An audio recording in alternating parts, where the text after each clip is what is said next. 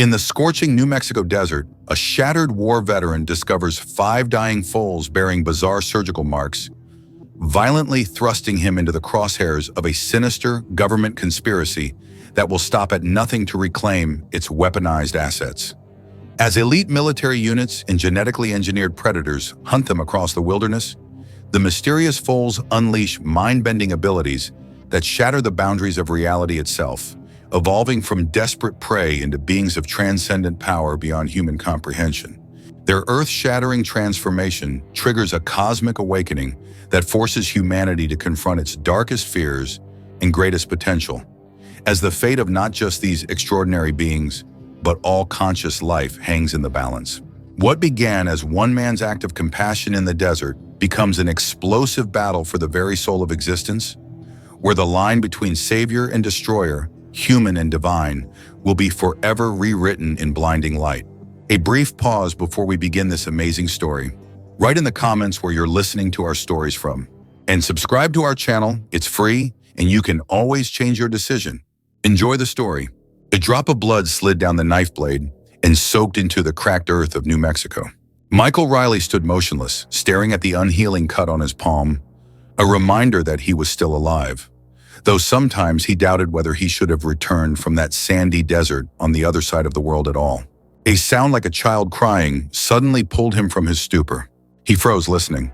There it was again, weak, desperate, coming from somewhere behind a rocky outcrop a couple hundred yards away. Instincts honed by 2 combat tours instantly awakened. Michael gripped the knife handle and moved forward. What he saw beyond the rocks made him freeze.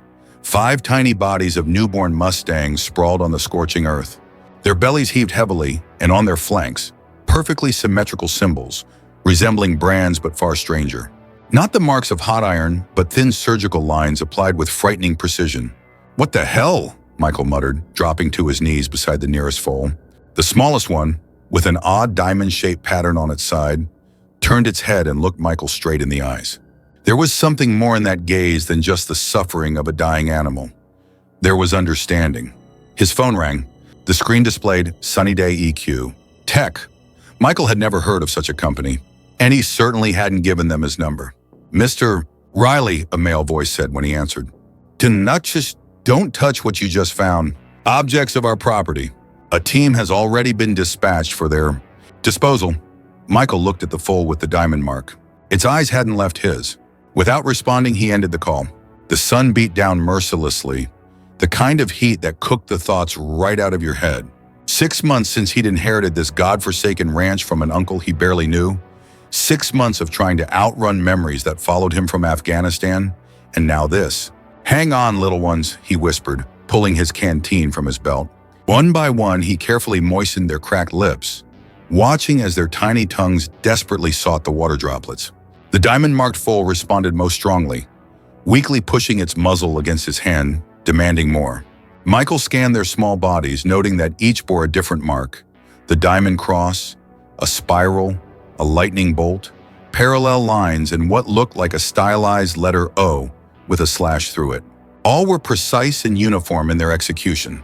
Nothing like traditional branding. His satellite phone, the one he kept for emergencies, buzzed with a text message.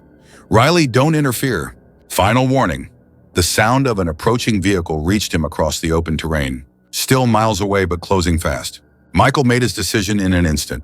He pulled the tarp from his pack, one he'd intended to use for collecting wild herbs that his ranch hand Luis had asked for. Working quickly, he gathered each foal, wrapping them together in the protective covering, then carefully loaded them into the back of his truck. The engine roared to life just as a black SUV appeared on the horizon, dust billowing behind it like an angry spirit. "Not today," Michael muttered, slamming the accelerator and cutting across the desert in the opposite direction. The veterinary clinic in Santa Fe Springs was little more than a weathered building at the edge of town, but its faded sign, Mendez Veterinary Services, gave Michael a flicker of hope. He'd met Dr. Sarah Mendez only once when she'd come to look at a sick mare shortly after he'd arrived at the ranch. She'd impressed him with her straightforward manner and obvious expertise. He pulled around to the back entrance, the tires of his truck kicking up gravel. The foals had barely moved during the 30-minute drive, their condition deteriorating with each passing mile. Sarah emerged through the back door, wiping her hands on a towel. Her dark hair was pinned back in a practical bun, her expression shifting from mild annoyance to concern as she registered the urgency in Michael's face. "Doctor, Mendez," he called, already moving to the truck bed. "I need help." "What have you got?" she asked, approaching quickly. Michael pulled back the tarp. "Found them abandoned in the desert." Sarah's sharp intake of breath told him everything. "Get them inside, now." The next 2 hours passed in a blur of activity. Sarah and her assistant Lupita worked methodically, setting up IV drips for rehydration, checking vital signs, drawing blood samples, all while Michael hovered nearby, feeling both out of place and unwilling to leave. "These marks," Sarah said finally, examining the diamond symbol on the smallest foal. "They're not typical brands. They're laser-etched. Precision work." "Who would do that?" Michael asked, holding the foal's head still, while Lupita administered antibiotics. "I don't know," Sarah frowned, "but these foals are purebred Mustangs. Based on their age and condition, they were deliberately abandoned." Michael felt anger rising within him, the same anger he'd worked so hard to control since returning from his last tour. "Why? They're just babies." Sarah gave him a long look. "They're special, Mike. Look at their build, elegant legs, compact body, broad chest. These aren't ordinary wild Mustangs. There's something, I don't know, refined about them. But if they're valuable, why abandon them?" Sarah shook her head. "I don't know, but I'm going to find out. I have a contact at New Mexico University who specializes in equine genetics. I'll take DNA samples." Michael nodded, watching the small bodies connected to IV tubes. Something about these foals awakened a feeling he hadn't experienced in a very long time, a desire to protect. "Will they survive?" he asked quietly. Sarah put a hand on his shoulder. "I don't know, Mike. They're severely dehydrated and malnourished. But we'll do everything possible." Michael returned to the clinic the next morning after a sleepless night.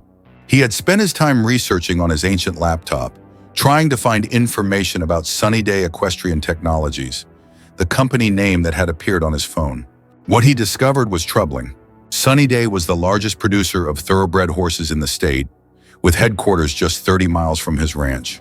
They had recently announced a new program called Desert Revival, supposedly aimed at preserving the gene pool of wild horses. When he entered the clinic, Sarah was sitting at the computer, her face tense. "How are they?" Michael asked. "2 of the weakest are still in critical condition.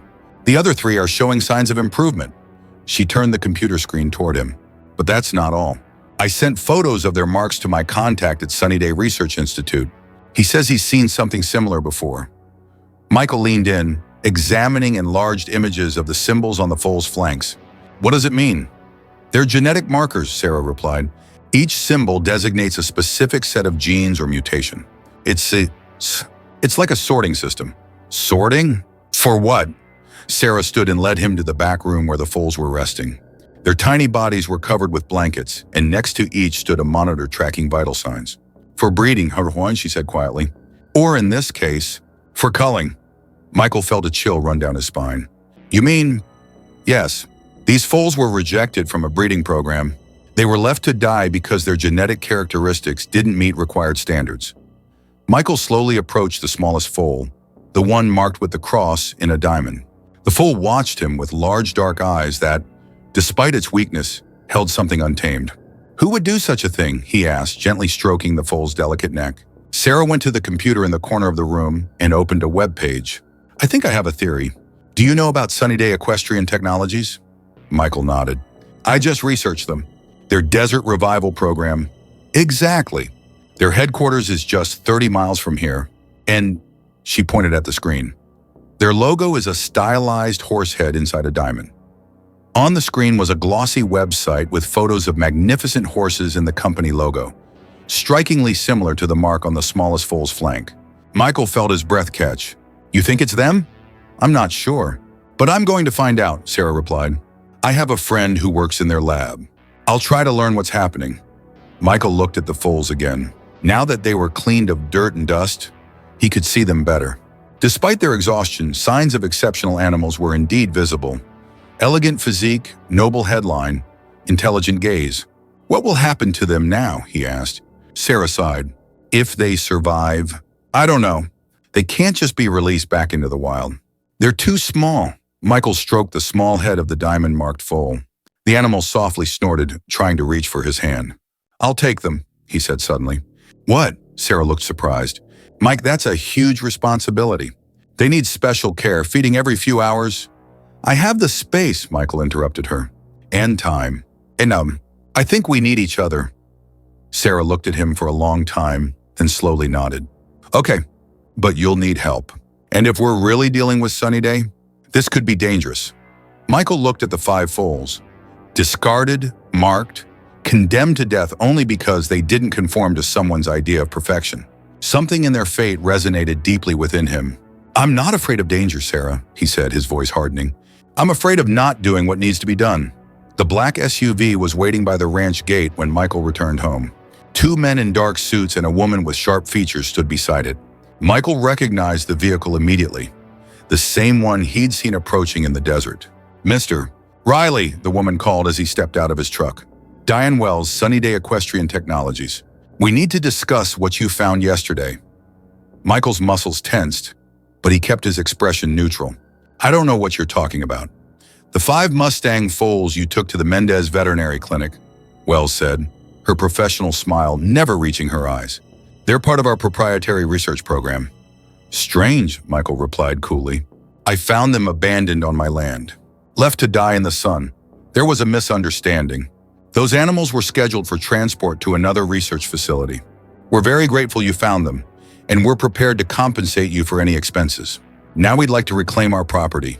Michael felt the familiar combat readiness surging through his body. Something wasn't right, and every instinct warned him of danger. "Do you have documentation proving ownership of these foals?" Wells frowned slightly. "Mr. Riley, Sunny Day Equestrian Technologies is a respected company with an impeccable reputation. I assure you these animals are our property. Then you won't have any trouble providing the appropriate documentation," Michael countered. "Until then, the foals are under veterinary observation and can't be moved without the attending vet's approval." Wells took a small step forward, her voice becoming quieter and harder. "Mr. Riley, I don't think you understand the situation. These animals are the result of multi-million-dollar investments and years of research. They represent significant intellectual property of our company.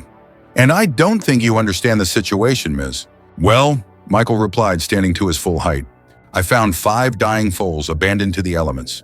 If they truly belong to your company, I have many questions about your methods."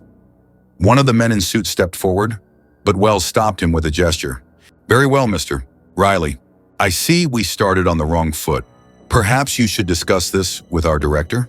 Mr. Sunny Day would be happy to meet with you personally and explain the situation."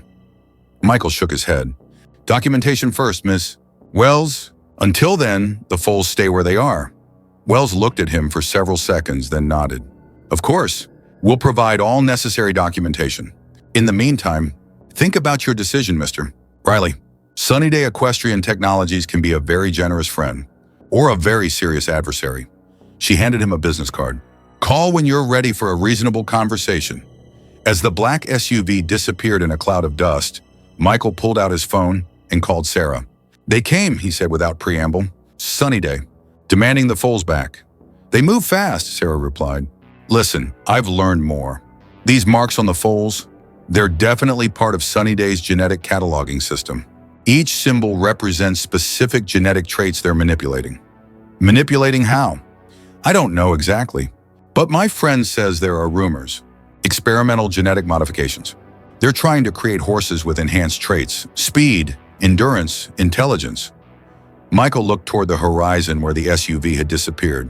"And our little ones, byproducts, maybe they showed undesirable traits or failed to meet expectations. So they just left them to die," Michael said, his voice hardening. "And now they want them back. Mike, be careful. Sunny Day has powerful connections. Government contracts, political influence." Michael thought of the smallest foal with the diamond mark, how its eyes had locked with his in the desert. He'd seen something there, something that resonated with his own broken spirit. "I'm bringing them to the ranch tomorrow," he said. "The 3 strongest ones. Can you help me get ready?" There was a pause on the line. "Are you sure about this?" Michael watched the sun setting over the rugged landscape of his inherited property. For 6 months, he'd been drifting, existing rather than living, haunted by memories of war and loss. Now, for the first time since returning home, He felt purpose stirring within him. "I've never been more sure of anything," he answered. As night fell across the desert, Michael began preparations. Whatever Sunnyday wanted with these foals, they had abandoned them to die. That made them his responsibility now. And if there was one thing Michael Riley knew how to do, it was protect what was his. The war might have broken something inside him, but these 5 marked foals had awakened something he thought long dead: hope. And he would fight for that with everything he had left. The dawn light crept across the ranch, painting the weathered buildings in shades of gold. Michael stood in the doorway of the old stable, now transformed into a makeshift nursery for the 3 strongest foals. He'd worked through the night, installing heat lamps, laying fresh straw, and preparing everything according to Sarah's instructions. Luis Alvarez, his only ranch hand, approached with a thermos of coffee. In his 60s, with sun-weathered skin and calloused hands, Luis had come with the property, a living encyclopedia of the ranch and its surroundings. "You look like death warmed over, Jefe," Luis said, handing him the thermos. Michael accepted the coffee with a grateful nod. "Didn't sleep. These horses, they're special to you?" Luis asked, peering into the stable. "They need help," Michael replied simply, taking a long sip of the strong brew. Luis studied him with knowing eyes. "Sometimes helping others is how we help ourselves, no?" Before Michael could respond, the sound of an approaching vehicle made them both turn. Sarah's veterinary truck was coming up the dirt road, dust billowing behind it. "She's here," Michael said, straightening up. "Let's get ready." Sarah had brought specialized equipment and supplies: formula milk replacer, feeding bottles, medications, and monitoring devices. With her was Lupita, her young assistant, carrying an insulated container. "How are the other 2? Michael asked as they carefully unloaded the supplies. "Still critical," Sarah replied, her face showing the strain of a sleepless night. But fighting, especially the little one with the diamond mark." "Phoenix," Michael said quietly. Sarah looked at him questioningly. "That's what I'm calling him. The smallest one." "Phoenix." A hint of a smile touched Sarah's tired face. "Already naming them?" Michael shrugged, feeling slightly embarrassed. "They need names. And the others?" "The one with the lightning bolt is Storm. The spiral is Vortex. The parallel lines is Echo. And the one with the circle and slash is Nova." Sarah's smile widened slightly. "Poetic for a Marine." "I read books too, Doc." Their light moment was interrupted by the sound of the stable door opening. Luis appeared, his expression grave. "Jefe, we have company." Michael stepped outside to see a caravan of vehicles approaching. 3 black SUVs and a large truck with the Sunnyday logo emblazoned on its side. "They don't give up easily," he muttered. Sarah came to stand beside him. "What's the plan?" Michael turned to Luis. "Get the foals into the back barn. Use the old cattle tunnel. Stay with them." Luis nodded and hurried back to the stable. "Sarah, you and Lupita should leave. This could get complicated." Sarah folded her arms across her chest. "Not a chance. Those foals are my patients." Michael recognized the stubborn set of her jaw and nodded. "Then stay behind me." The vehicles pulled up in a neat formation, and Michael counted 8 people emerging, 6 men in tactical clothing that suggested private security and 2 in business attire. One was Diane Wells from yesterday. The other was an imposing man in his 60s, tall and lean with silver hair and penetrating blue eyes. "Mr. Riley," Wells called out, "thank you for meeting with us. This is Alexander Sunnyday, CEO of Sunnyday Equestrian Technologies." Michael advanced to meet them, consciously positioning himself between the newcomers and the stable. "Didn't realize I had a choice about meeting with you. Seems more like an invasion." Alexander Sunnyday stepped forward, offering his hand. Michael didn't take it. "Mr. Riley," Sunnyday said, lowering his hand smoothly as if the snub hadn't occurred. "I understand there's been a misunderstanding. Ms. Wells tells me you found some foals that are part of our research program." "I found 5 abandoned animals dying in the sun," Michael replied, "with strange marks laser-etched into their hides. Is that standard practice in your research?" Sunnyday's expression remained pleasant, but his eyes hardened. "Our methods are proprietary, Mr. Riley, but I can assure you we value our research subjects highly. What happened was an unfortunate error. A transportation team was supposed to move those specimens to a specialized facility, but there was a miscommunication." "Specimens," Michael repeated, his voice dangerously quiet. "Those specimens are living creatures that were left to die. Which is why we're grateful you found them," Sunnyday continued smoothly. "We've brought a specialized transport unit and veterinary team to take them to our state-of-the-art facility. I don't see any documentation proving ownership, Michael countered. Sunnyday signaled to Wells, who produced a folder from her briefcase and held it out to Michael. Registration papers for our Desert Revival breeding program. DNA profiles matching the foals. Transportation manifests. Everything is in order. Michael took the folder but didn't open it. Dr. Mendez will need to verify these. Sarah stepped forward, taking the folder. She began examining the papers with a critical eye. These DNA markers, she said slowly, they don't match standard equine genetic profiles. As I said, our program is cutting edge, Sunnyday replied. We're developing enhanced bloodlines that combine the best traits of wild Mustangs with selected performance characteristics. You mean you're genetically modifying them? Sarah challenged. We prefer advanced selective breeding, Sunnyday corrected with a thin smile. Now, if you'll just point us to our property, we can be on our way. These papers show test subjects, Sarah said, closing the folder. Not individual identification for these specific foals. There's no proof these exact animals belong to you. Sunnyday's pleasant expression faltered for an instant before recovering. Dr. Mendez, is it? The genetic markers on the foal's flanks are proprietary Sunnyday identification. That alone establishes ownership. Actually, Michael interjected, those marks might prove something very different. If you did abandon those foals intentionally, that would constitute animal cruelty under New Mexico law, a criminal offense. One of the security men took a step forward, but Sunnyday held up a hand to stop him. Where am Mr. Riley, he said, his voice taking on a steely edge. You seem like an intelligent man. A veteran, I understand. You've served your country honorably. I respect that. He stepped closer, lowering his voice. But you need to understand what you're involving yourself in. Sunnyday Technologies has contracts with the Department of Defense, partnerships with universities, and the backing of very influential people. This is bigger than a few unwanted foals. Unwanted? Michael caught the slip. I thought it was a transportation error. Sunnyday's eyes narrowed slightly. A poor choice of words. The point is, these animals represent millions in research investment and are crucial to national interests. We're prepared to compensate you generously, say $50,000 for your trouble.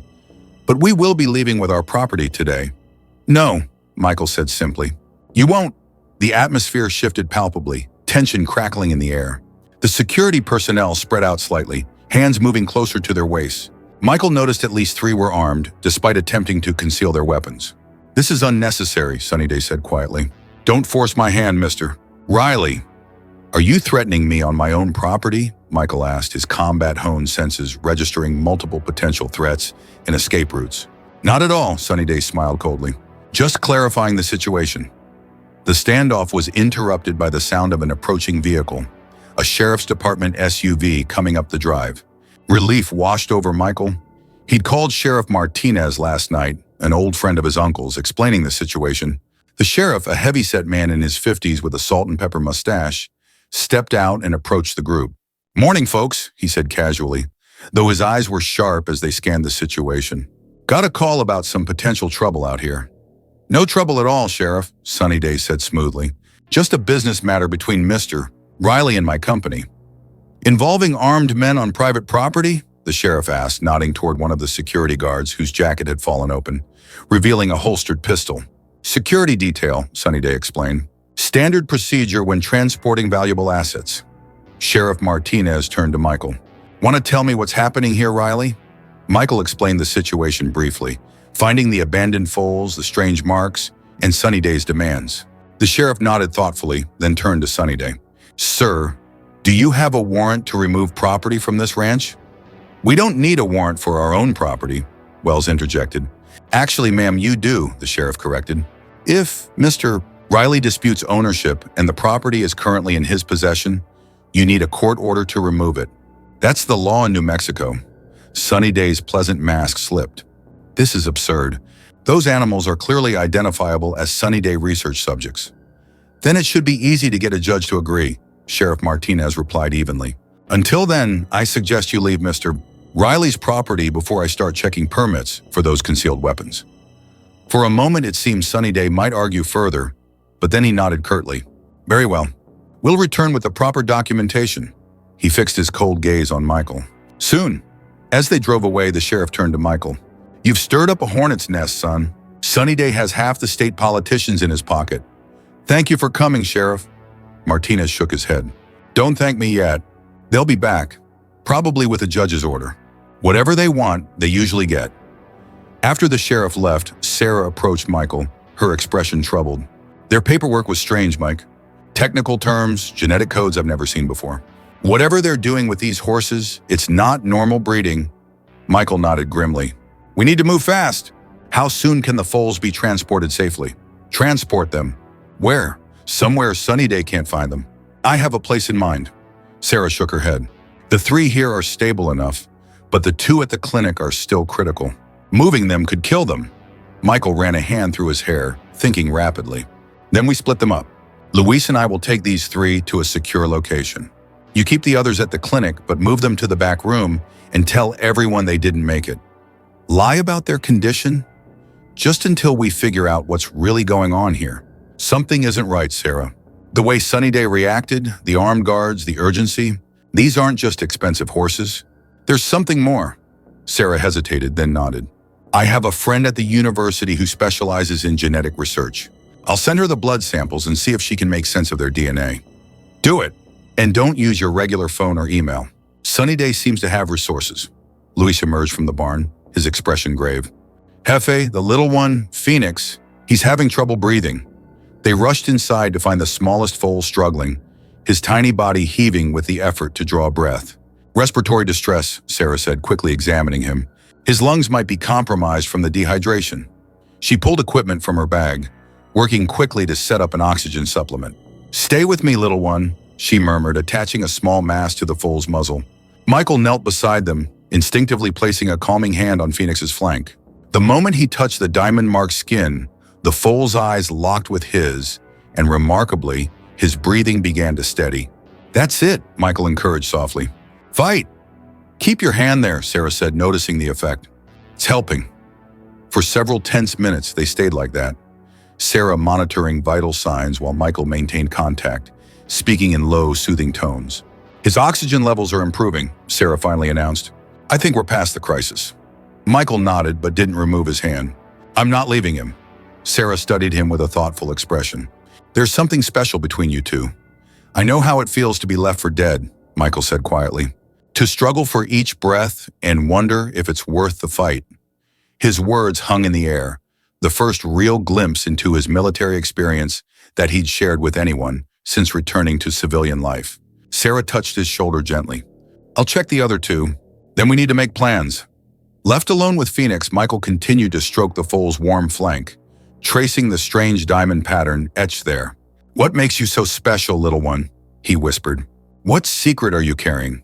As if in response, Phoenix turned his head toward the fresh straw where the other 2 foals rested. For a moment, Michael thought he saw a faint bluish glow emanating from the marks on all 3 animals, a subtle luminescence that pulsed once, then faded. He blinked, wondering if exhaustion was making him hallucinate, but something told him he hadn't imagined it, and that discovery had just raised the stakes significantly. 3 days later, Michael drove his truck down an old logging road deep in the Sangre de Cristo Mountains. In the specially outfitted bed of the pickup, the 3 foals rested in a makeshift transport unit built by Luis. They had improved enough for the journey, though Phoenix still required supplemental oxygen at times. Luis followed in a second vehicle carrying supplies. They had left the ranch at dawn, taking a circuitous route to shake any potential followers. Their destination was an old hunting cabin that had belonged to Michael's uncle, so remote it didn't appear on any maps. A perfect hiding place until they could figure out their next move. Almost there, little ones, Michael said, checking the rearview mirror for the 100th time. No vehicles had followed them into the mountains, but he couldn't shake the feeling of being watched.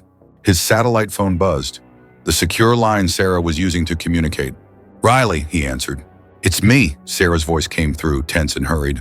They came back, with federal agents this time, claiming the foals are part of a classified government program.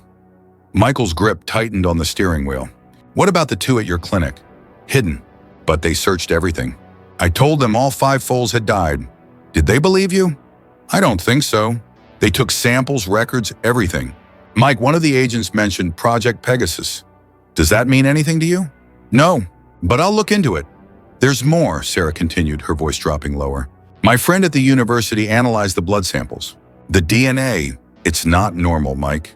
There are sequences she's never seen before in any equine genome. She said the closest match was, "This sounds crazy." "What?" Michael prompted. "Human DNA. There are fragments that more closely resemble human genetic markers than horse." The truck nearly swerved off the road as Michael processed this. "That's impossible." "I know, but she's the best geneticist in the state. She said she'd need more advanced equipment to be sure. But her preliminary finding is that these foals have been genetically modified with non-equine DNA. Potentially human." Michael looked in the rearview mirror at the three foals. Phoenix was awake, his intelligent eyes seeming to watch the passing scenery with interest. "Now we know why Sunnyday is so desperate to get them back," he said grimly. "What are you going to do?" "Stick to the plan. Get them somewhere safe. Then find out what the hell Project Pegasus is. Be careful, Mike. If this involves classified government research, I still have contacts from my service days. I'll call in some favors. Keep me updated on the secure line." "I'll do the same." After ending the call, Michael drove in silence, his mind racing with implications. Genetic modification combining horse and human DNA? It sounded like science fiction, yet it would explain Sunnyday's extreme reaction, the government involvement, everything. As the truck rounded the final bend, the hunting cabin came into view. A sturdy log structure nestled among tall pines with a small corral behind it. Luis pulled up beside him, nodding in approval. "Good defensive position, Jefe. Clear sightlines, single approach road." "Old habits," Michael replied. They had both evaluated the location with military precision. Luis had served in the Mexican army before immigrating to the U.S. decades ago. They worked quickly to unload the foals and equipment, settling the animals in the corral which had been partially enclosed to provide shelter. As darkness fell, Michael sat on the cabin porch, rifle across his knees, watching Phoenix and the others adjusting to their new surroundings. The foals seemed stronger already, exploring their enclosure with growing curiosity. Luis emerged from the cabin with 2 cups of coffee. "Mystery horses with government secrets," he said, handing Michael a cup. "You certainly know how to break a routine, Jefe." Michael smiled faintly. "Not what I expected when I inherited a rundown ranch." "Your uncle would approve," Luis said, settling into a chair beside him. "William was always fighting for the underdog, or in this case, the underhorse." They sat in companionable silence, watching the stars emerge above the mountains. "What do you think they really are?" Luis finally asked, nodding toward the foals. Michael took a long sip of coffee before answering. "I don't know. But whatever Sunnyday did to them, whatever they were trying to create, I think it worked. Just not the way they expected. And now they want to erase their mistakes," Luis said grimly. "Not while I'm breathing," Michael replied. Later that night, after Luis had turned in, Michael made his way to the corral. The foals were sleeping, huddled together for warmth, despite the heat lamp they'd installed. Phoenix raised his head as Michael approached, those intelligent eyes reflecting the moonlight. "Ah, what are you?" Michael whispered. "What did they do to you?" As if in answer, the strange mark on Phoenix's flank began to glow with that same ethereal blue light Michael had glimpsed before. This time there was no mistaking it, a pulsing luminescence that spread to the marks on Storm and Vortex as well. And then, even more incredibly, he heard it, not with his ears, but somehow inside his mind, a voice faint but distinct. "Help us." Michael staggered backward, nearly falling over the corral fence. Had he imagined it? Sleep deprivation playing tricks on his exhausted mind? But Phoenix was still watching him, the blue glow pulsing in rhythm with the foal's heartbeat. Those eyes far too knowing for a newborn animal. "Real. You heard us. First contact." This time there was no denying it. The words formed in his consciousness with perfect clarity, accompanied by a sense of desperate urgency that wasn't his own. "My God," Michael whispered, frozen in place as the implications crashed over him like a wave. The marks glowed brighter, and the sensation of another presence in his mind intensified. Not invasive, but tentative, like a child reaching out to touch a stranger's hand. Help. Danger. Others in pain. Then as suddenly as it had begun, the glow faded and the presence withdrew, leaving Michael alone with his racing thoughts and a truth too fantastic to comprehend. The foals weren't just genetically modified horses, they were something entirely new. Michael didn't sleep that night. How could he, with what he'd experienced? He sat on the cabin porch until dawn, rifle across his knees, mind reeling between rational explanations and the impossible truth that seemed to be staring him in the face. The foals, at least Phoenix, had communicated with him telepathically. As the first light of morning touched the mountains, Louis emerged from the cabin with a thermos. "You look like you've seen a ghost, Jefe," he said, pouring steaming coffee into a mug and handing it to Michael. Michael accepted it gratefully, the warmth seeping into his cold hands. "Not a ghost," he replied after a long moment. "Something else." Louis settled into the chair beside him, waiting patiently. Michael had come to appreciate this about the older man, his ability to sit with silence, to give space for difficult words to form. "What do you know about telepathy, Luis?" Michael finally asked. If Luis was surprised by the question, he didn't show it. "My grandmother was a curandera in Oaxaca. She believed some people could speak without words, that thoughts could bridge the space between minds." "And do you believe that?" Luis studied the mountain horizon, his weathered face thoughtful. "I believe there are more things between heaven and earth than we understand." "Why do you ask?" Michael took a deep breath. "Because last night I think Phoenix spoke to me. In my mind." He braced himself for skepticism, even mockery, but Luis merely nodded. "The small one with the diamond mark. I thought there was something special about his eyes." "You're not surprised?" Luis smiled faintly. "My friend, when a powerful corporation with government connections hunts 5 baby horses like they are nuclear secrets, I am prepared for many strange possibilities." Relief washed over Michael. He wasn't alone in this madness. He said, "Help us," and others in pain. I think he was referring to the 2 foals still at Sarah's clinic. "Then we must help them all," Luis said simply, as if rescuing telepathic foals from a powerful corporation backed by the government was just another day's work. Michael nodded, a plan already forming in his mind. "I need to contact Sarah, see how the other 2 are doing. And I need to find out what Project Pegasus is." "The flying horse from Greek myths," Luis noted. "Fitting name if they are creating..." "What? Horse-human hybrids?" The term sent a chill down Michael's spine, making the impossible seem concrete. "I'm not sure what they are, but they need our help. Whatever Sunnyday did to them wasn't their choice." Luis's expression hardened. "No child asked to be born, Jefe. But every child deserves protection." Michael looked at him sharply. So child? You think of them as children? If they have human DNA, human thoughts, what would you call them?" The question hung in the air between them, profound in its implications. Before Michael could form an answer, his satellite phone buzzed. "Riley," he answered. "It's me," Sarah's voice came through, tense and urgent. "We have a problem. Echo is getting worse, the one with parallel lines. His temperature is spiking, and he's not responding to antibiotics." "What about Nova?" Michael asked, referring to the foal with the circle/mark. "Stable but weak. Mike and I don't know how to treat Echo. His physiology isn't responding like a normal horse. The medications that should work aren't having any effect." Michael exchanged a glance with Luis. "Sarah, there's something you need to know about these foals. It's going to sound crazy. After what I've seen in their blood work, try me. I think they're telepathic. Phoenix communicated with me last night." There was a long pause. "You're sure? Positive?" "Their marks glowed blue and I heard words in my mind. Clear as day." Another pause, then, "That actually makes a disturbing kind of sense." The brain tissue samples showed abnormal development in the hippocampus and frontal lobe, areas involved in human cognition and communication. They're worried about the others, about Echo and Nova. "Is there any way you can bring them here?" "Mike, Echo is on life support. Moving him would kill him." Michael ran a hand through his hair, thinking rapidly. "Then I need to come to you. That's too dangerous. Sunnyday has people watching the clinic." "I'm sure of it. We need to try something else then. A different approach to treatment." Michael hesitated, then voiced the thought that had been forming since the telepathic connection. What if Phoenix could help somehow?" "What do you mean?" "I don't know exactly, but there's a connection between them. Through those marks. If Phoenix could communicate with Echo..." "You're suggesting remote telepathic diagnosis?" Sarah sounded incredulous. "I know how it sounds, but we're dealing with something unprecedented here. Normal veterinary medicine isn't working." There was a long silence as Sarah considered this. "Let me try something else first. I have a colleague at UNM Medical School, someone I trust. I'll get her to look at Echo's samples without telling her where they came from." "Okay, but if his condition worsens, I'll call you immediately. In the meantime, be careful.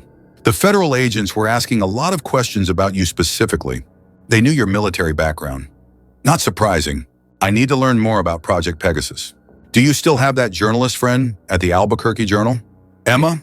Yes, but she mostly covers local politics. She might have contacts who can help. Someone who specializes in government contracts, black projects. I'll call her. What should I tell her? As little as possible for now. Just that you're looking into a classified project that might involve Sunnyday Equestrian Technologies and the Department of Defense. After ending the call, Michael turned to Luis. I need to check on the foals. They made their way to the corral where the 3 young Mustangs were awake and alert. Storm and Vortex were exploring their enclosure, surprisingly steady on their legs for animals so young. Phoenix, still the smallest, stood watching Michael intently as he approached. Good morning, little one, Michael said softly, extending his hand palm up. Phoenix approached without hesitation, sniffing Michael's fingers before gently butting his head against the outstretched hand. The gesture was so dog-like, so deliberate in its affection, that Michael felt a lump form in his throat. Your friend is sick, he said, not feeling foolish at all for speaking directly to the foal. Echo needs help. Phoenix's ears pricked forward at the name, his dark eyes fixed on Michael with an intensity that felt distinctly non-animal. There was no immediate telepathic response, but Michael sensed a shift in the foal's awareness, a focusing of attention that seemed purposeful. I think he understood you, Luis said quietly from beside him. I think so too. Michael crouched down to be at eye level with Phoenix. We want to help all of you, but we need to understand what you are, what Project Pegasus is. Phoenix stomped a front hoof once, then twice, his eyes never leaving Michael's. Was it frustration at the limitations of communication, or something else? Maybe he's trying to tell us something, Luis suggested.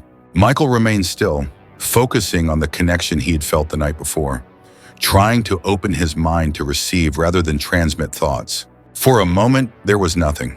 Then faintly, like a radio signal coming in and out of tune. Danger. Others. Coming. Michael tensed. Did you hear that? Luis shook his head. Hear what? He said danger. Others. Coming. I think he's warning us. The words had barely left his mouth when the distant sound of helicopter rotors echoed across the mountains. Luis's expression turned grim. How could they have found us so quickly? Doesn't matter. We need to move.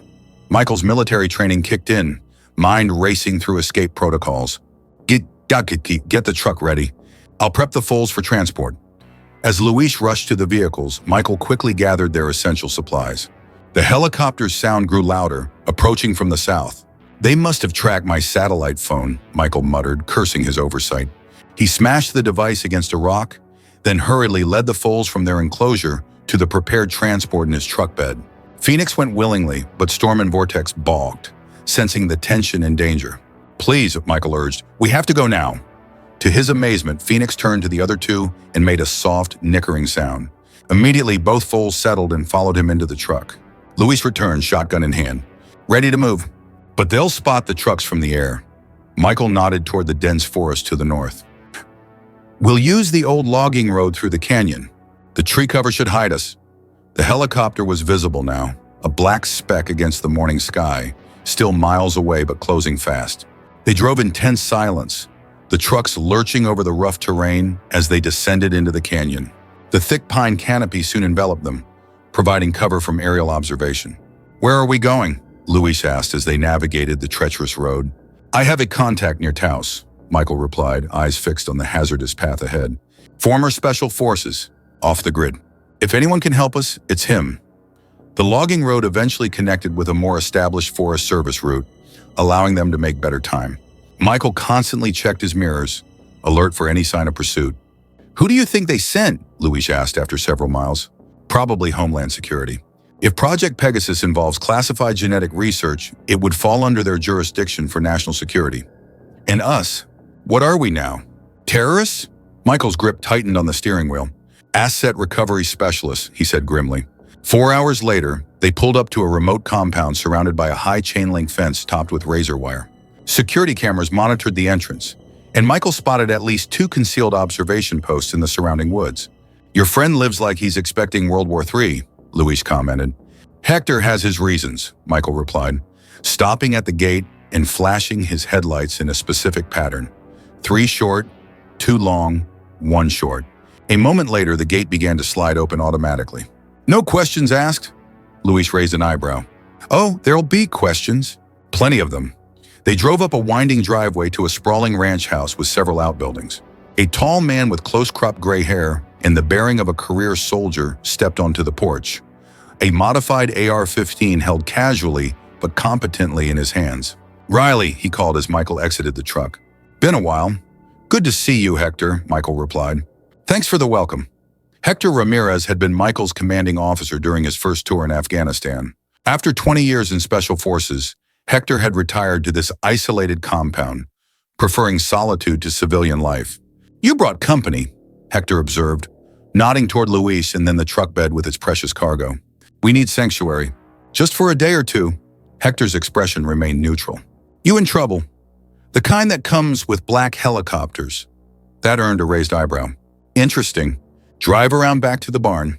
We'll get your horses settled first." Inside the spacious, modern barn, they unloaded the foals into stalls with fresh straw and water. Hector watched with curious detachment as Phoenix followed Michael like a puppy, never straying more than a few feet from him. "Unusual attachment for a Mustang foal," Hector commented. "These aren't usual Mustangs," Michael replied. "That's what the trouble is about." Once the foals were settled, Hector led them to the main house, a surprisingly comfortable space with modern amenities despite its isolated location. "So," Hector said, setting 3 glasses of whiskey on the kitchen table, "tell me why Homeland Security is hunting my former lieutenant and his, what, magic horses?" Michael exchanged a glance with Luis, then began the story, finding the abandoned foals, the confrontation with Sunnyday, the strange genetic markers, and finally the telepathic communication. Hector listened without interruption, his expression unreadable. When Michael finished, he took a thoughtful sip of whiskey. "Project Pegasus," he said slowly. "I've heard whispers. Black budget stuff, compartmentalized even within DoD. Michael leaned forward. "What do you know?" "Not much. Just rumors among the special operations community. Something about enhanced battlefield perception, remote communication capabilities that couldn't be intercepted or jammed. Started about 5 years ago. And the connection to horses?" Hector shrugged. "Never knew there was one, but it makes a certain twisted sense. Horses have been military assets for thousands of years. They can navigate terrain vehicles can't, operate without fuel, and form bonds with their riders that technology can't replicate." "So they're creating telepathic war horses?" Luis asked, incredulous. "Or trying to," Hector replied. "Question is, why did they abandon those 5? What made them different from what Sunnyday wanted?" Michael thought of Phoenix's intelligent eyes, the careful way he'd communicated. Maybe they were too successful, too independent. "Or not controllable enough," Hector suggested darkly. "A weapon that thinks for itself is a military nightmare." The satellite phone Hector had provided buzzed, interrupting their speculation. Michael answered, putting it on speaker. "It's Sarah. Echo had a seizure. I had to bring in my colleague from UNM. She's in shock. She's never seen anything like Echo's neurological readings." "Is he going to survive?" Michael asked. "We've stabilized him for now, but his system is fighting itself. The hybrid DNA is causing autoimmune reactions. His body is attacking itself." Michael looked toward the barn where Phoenix and the others were resting. "Could you get DNA samples from Phoenix to compare? Maybe his immune system found a way to adapt that could help Echo." "It's worth trying, but how? I can't leave the clinic with Sunnyday watching, and you can't bring Phoenix here." "I could meet you halfway," Michael suggested. "Too risky," Hector interjected. "They'll be monitoring all roads, probably using satellite surveillance too." Sarah's voice came through the speaker. "There's something else. My journalist friend Emma found information about Project Pegasus. Redacted documents filed in a whistleblower case that was dismissed last year on national security grounds." "What did they say?" "The project started as an attempt to create enhanced cavalry units for special operations, horses that could operate in remote environments with minimal support. But somewhere along the line, they started introducing human DNA sequences to enhance cognition and communication." "Did the documents mention why some subjects would be culled?" Hector asked. "Yes. There were key behavioral markers they were looking for. Aggression levels, dominance tendencies, response to commands. Subjects that showed too much independent thought or resistance to control were eliminated." Michael felt a cold fury building inside him. They were killing them for being too intelligent, too independent. Essentially, yes. But there's more. The whistleblower, a scientist from the project who disappeared after the case was dismissed, claimed they achieved something unexpected in the 5th-generation subjects. something beyond their original parameters. What? Michael prompted when she fell silent. The document was heavily redacted, but one phrase came through: quantum entanglement at the neurological level. Hector whistled softly. That's some serious fringe science. What does it mean? Luis asked.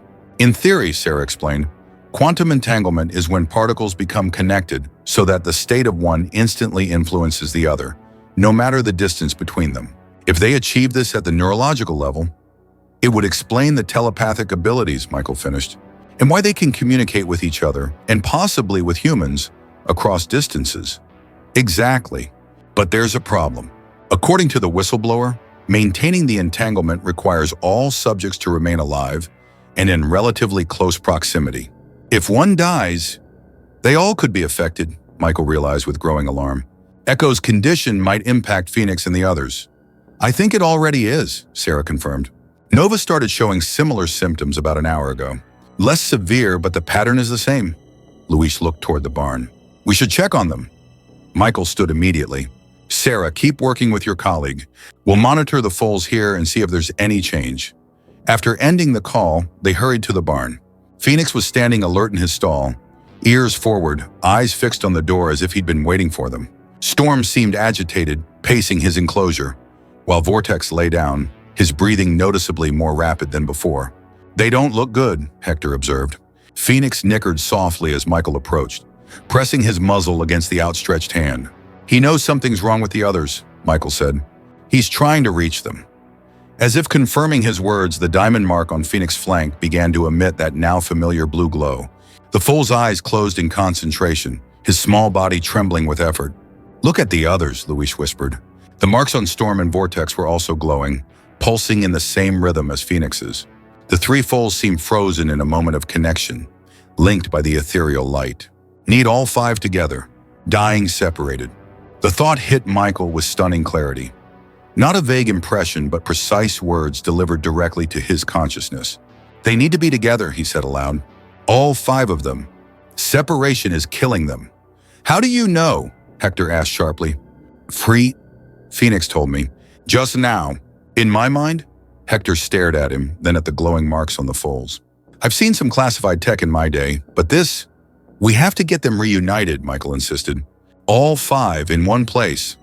And how exactly do you propose we do that? Hector challenged. Sarah can't move Echo and Nova without killing them, and we can't exactly walk into a veterinary clinic under surveillance by federal agents.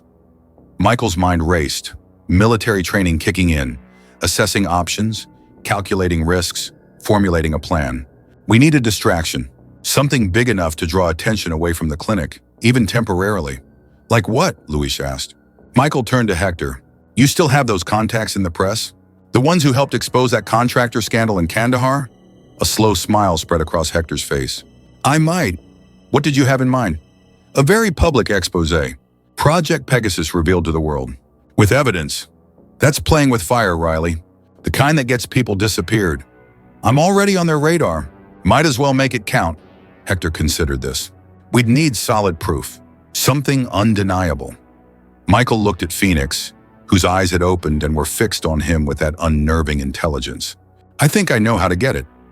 The next morning, a detailed dossier on Project Pegasus was delivered anonymously to 5 major news outlets simultaneously. It contained redacted government documents, genetic analysis reports, and most damning of all, a video of Phoenix, Storm, and Vortex with their glowing marks clearly visible, accompanied by a demonstration of their telepathic abilities. The footage showed Michael holding up cards with simple images, a circle, a square, a triangle, out of the foal's line of sight, while Phoenix consistently selected the matching shape from options presented to him. It wasn't definitive proof of telepathy, but it was compelling evidence of intelligence far beyond normal equine capacity. The dossier identified Alexander Sunnyday as the private contractor leading the program, detailed the illegal disposal of failed subjects, and raised serious ethical questions about genetic experimentation combining human and animal DNA. By noon, the story had exploded. News helicopters circled Sunnyday Equestrian Technologies headquarters. Protesters gathered at the gates, and congressional representatives were issuing statements calling for investigations. Michael watched the coverage from Hector's secure communications room, satellite feeds showing the chaos unfolding around Sunnyday's compound. Think it worked? Louis asked. We're about to find out. Michael picked up the secure phone and dialed Sarah. Are you seeing the news? He asked when she answered. Everyone is. The clinic staff can't talk about anything else. Even the agents watching the place are distracted. How's Echo? Worse. His vital signs are failing. Nova too. Whatever connection they have, it's deteriorating. We're moving now, Michael said decisively. Be ready in 20 minutes. Back entrance. He hung up and turned to Hector. We need your tactical vehicle. Hector nodded, already moving to a locked cabinet where he stored equipment that, strictly speaking, a civilian shouldn't possess. You sure about this? Once you cross this line, there's no going back. I crossed that line the moment I found them, Michael replied. I'm not letting them die. While Luis prepared the foals for transport, Michael and Hector geared up. Body armor, communications equipment, and non-lethal weapons. Neither man spoke of the unspoken reality. If federal agents tried to stop them, things could turn lethal very quickly. Like old times, Hector commented as they loaded the specially equipped SUV, a decommissioned military vehicle with reinforced chassis and bulletproof glass. Let's hope not, Michael replied, thinking of firefights in dusty mountain passes, of friends lost and wounds that never fully healed. The drive to Sarah's clinic was tense, a race against both pursuit and time. Phoenix, secured in a specially designed harness in the back, seemed to understand the urgency, his eyes alert, body tense with anticipation. 2-minute ETA, Hector announced as they approached the clinic from a back road. Michael checked the surveillance feed on his tablet, courtesy of a small drone Hector had deployed ahead of them. 2 agents at the front, none visible at the rear. News van on the street is keeping them occupied. They pulled up to the back entrance exactly on schedule. Sarah was waiting, her face drawn with stress and lack of sleep. Hurry, she urged as they quickly unloaded the 3 foals. Echo is failing fast. Inside, they found Lupita and another woman, presumably Sarah's medical school colleague, monitoring Echo and Nova, both connected to life support equipment. Echo's condition was visibly dire, his small body racked with tremors, the parallel line marks on his flank dull and lifeless. Phoenix, Michael said urgently, guiding the smallest foal forward. Help him. Phoenix needed no encouragement. He moved directly to Echo's side, pressing his muzzle against the sick foal's neck. Almost immediately, his diamond mark began to glow, the blue light intensifying until it illuminated the room. Storm and Vortex positioned themselves near Nova, their marks also beginning to pulse with that strange energy. It's happening, Sarah whispered, amazed. The mark on Echo's flank flickered weakly, then gradually began to respond, synchronizing with Phoenix's pulsing light. Nova's circle/symbol followed until all 5 marks were glowing in perfect unison. Michael felt it then, a presence in his mind far stronger than before, a merged consciousness that seemed to encompass all 5 foals simultaneously. Together, healing, becoming. Thank you. The words carried emotions with them. Gratitude, relief, and something else. Something that felt like purpose. Their vital signs are stabilizing, Sarah's colleague announced, staring at the monitors in disbelief. This is impossible. Not impossible, Sarah corrected. Just beyond our current understanding. For several minutes, no one spoke, all watching in awe as the 5 foals communed in their silent, luminous language. The glow gradually subsided, but the connection remained visible in their synchronized movements, the way they positioned themselves in a protective circle. The moment of wonder was shattered by the sound of vehicles pulling up outside, doors slamming, voices shouting commands. Federal agents! We have a warrant. Hector moved to the window, peering cautiously through the blinds. 4 SUVs, at least a dozen agents, heavy tactical gear. Michael looked at the foals, at their newly stabilized connection. Moving them now could undo everything they'd accomplished. We need more time, he said. They're still healing. Time's something we don't have, Hector replied grimly. Luis stepped forward, his weathered face resolute. I will buy you time. Luis, no, Michael began, but the older man raised a hand to silence him. I am an old man, Jefe.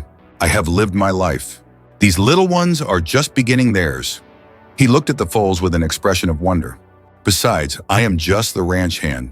What do I know of secret projects and genetic experiments? I am simply delivering medicine for sick horses. Before Michael could protest further, Luis straightened his shoulders and walked calmly to the front of the clinic. They watched on the security monitor as he stepped outside, hands raised in a gesture of compliance.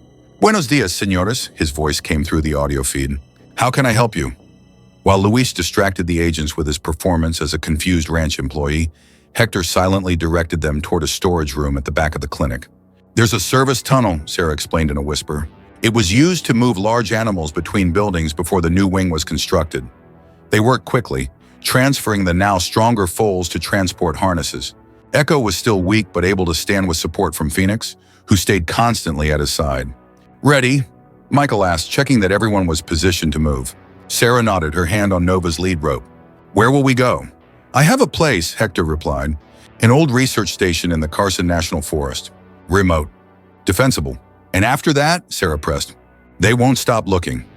Michael watched as Phoenix guided Echo forward, supporting the weaker foal with his own body, a gesture of protection that seemed profoundly unanimal-like in its deliberate care. One step at a time, Doc, he said quietly. First we get them to safety, then we figure out how to keep them free. As they prepared to enter the tunnel, Michael felt once more that distinct presence in his mind. 5 consciousnesses now moving in concert, a single thought projected with unmistakable clarity.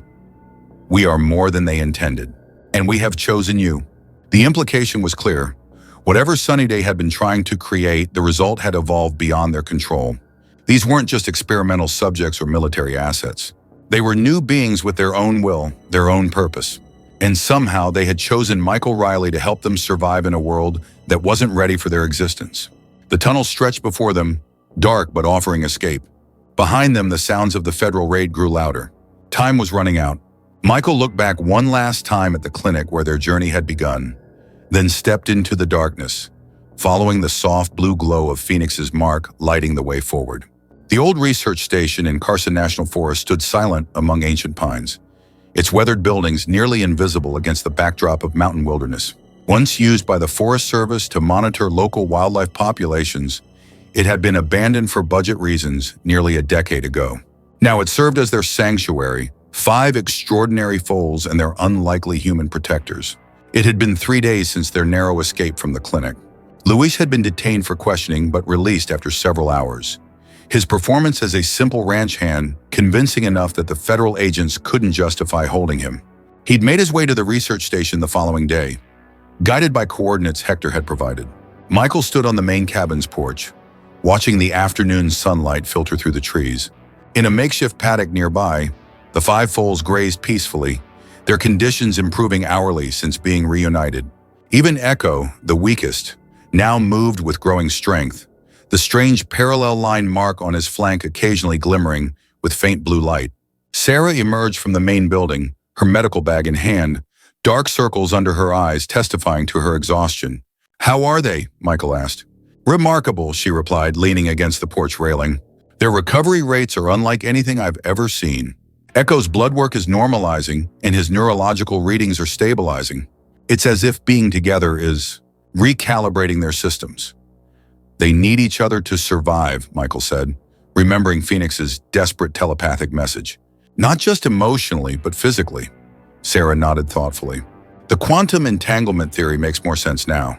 Their neural networks are literally connected at the quantum level. Separate them too far, and the connection strains, eventually breaking down. Which is why Sunnyday was transporting all 5 together, Michael realized. They knew the foals couldn't survive in isolation. Then why abandon them in the desert? Sarah wondered. Maybe something went wrong during transport. Or maybe, Michael's expression darkened, maybe they were testing the limits of the connection, seeing how far they could push it before it broke. That's monstrous, Sarah whispered. This whole project is monstrous, he replied grimly. The door opened behind them and Hector stepped out, a satellite tablet in his hand. You need to see this, he said, handing the device to Michael. On screen was a live news broadcast.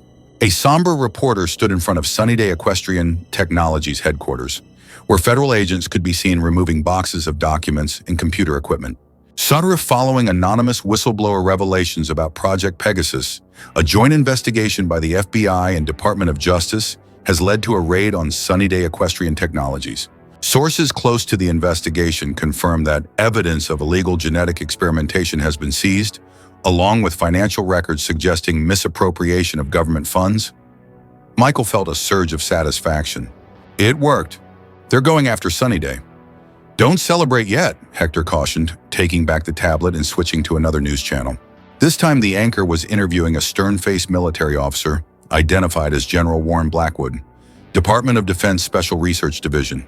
General Blackwood, what can you tell us about these allegations of a secret military program involving horse-human genetic hybridization? The reporter asked. The general's expression remained impassive. I can confirm that the Department of Defense has supported research into enhanced equine capabilities for potential military applications in remote environments. However, the characterization of this research as hybridization is sensationalist and inaccurate. All research was conducted within ethical guidelines and with proper oversight. Then why the raid on Sunnyday Equestrian Technologies? Alexander Sunnyday appears to have exceeded the parameters of his government contracts and engaged in unauthorized experiments. This represents a serious breach of trust, and the DoD is cooperating fully with the investigation. And what about reports of 5 escaped subjects, genetically modified foals that allegedly display unusual cognitive abilities? At this, the general's expression hardened almost imperceptibly. Those reports are highly exaggerated. The animals in question are valuable research subjects that represent a significant investment of taxpayer funds. They are government property and need to be recovered for proper evaluation and care. And the alleged telepathic abilities? I won't dignify science fiction with a response. These are selectively bred horses with enhanced cognitive capabilities, nothing more. Their return is a matter of national security, and anyone harboring them is committing a federal offense. Hector switched off the feed. They're throwing Sunnyday under the bus while securing their claim on the foals. Classic Pentagon damage control. Michael's jaw tightened. They're calling them property. Of course they are, Hector replied. The government invested millions in their creation. They're not about to acknowledge they might be something more. Something with rights. Sarah looked toward the paddock where Phoenix was watching them intently, as if following their conversation. What happens when they discover the foals can actually communicate telepathically? That they have something closer to human consciousness than animal? That's exactly why we can't let them be taken, Michael said firmly. Luis approached from the stable area, wiping his hands on a cloth. The security perimeter is set up, Jefe. Motion sensors, trail cameras, early warning system. We'll know if anyone comes within 2 miles of this place. Good, Michael nodded appreciatively. But we can't stay here indefinitely. They'll expand their search area eventually. What's the alternative? Sarah asked. We can't keep running. The foals need stability, especially as they grow. Michael had been considering this problem since their arrival. We need leverage, he said finally. Something that makes it too costly for them to come after us. Like what? Hector asked skeptically. These are people with black budgets and zero accountability. Public opinion, Michael replied. The video we released caused a sensation, but it wasn't definitive proof of telepathic communication.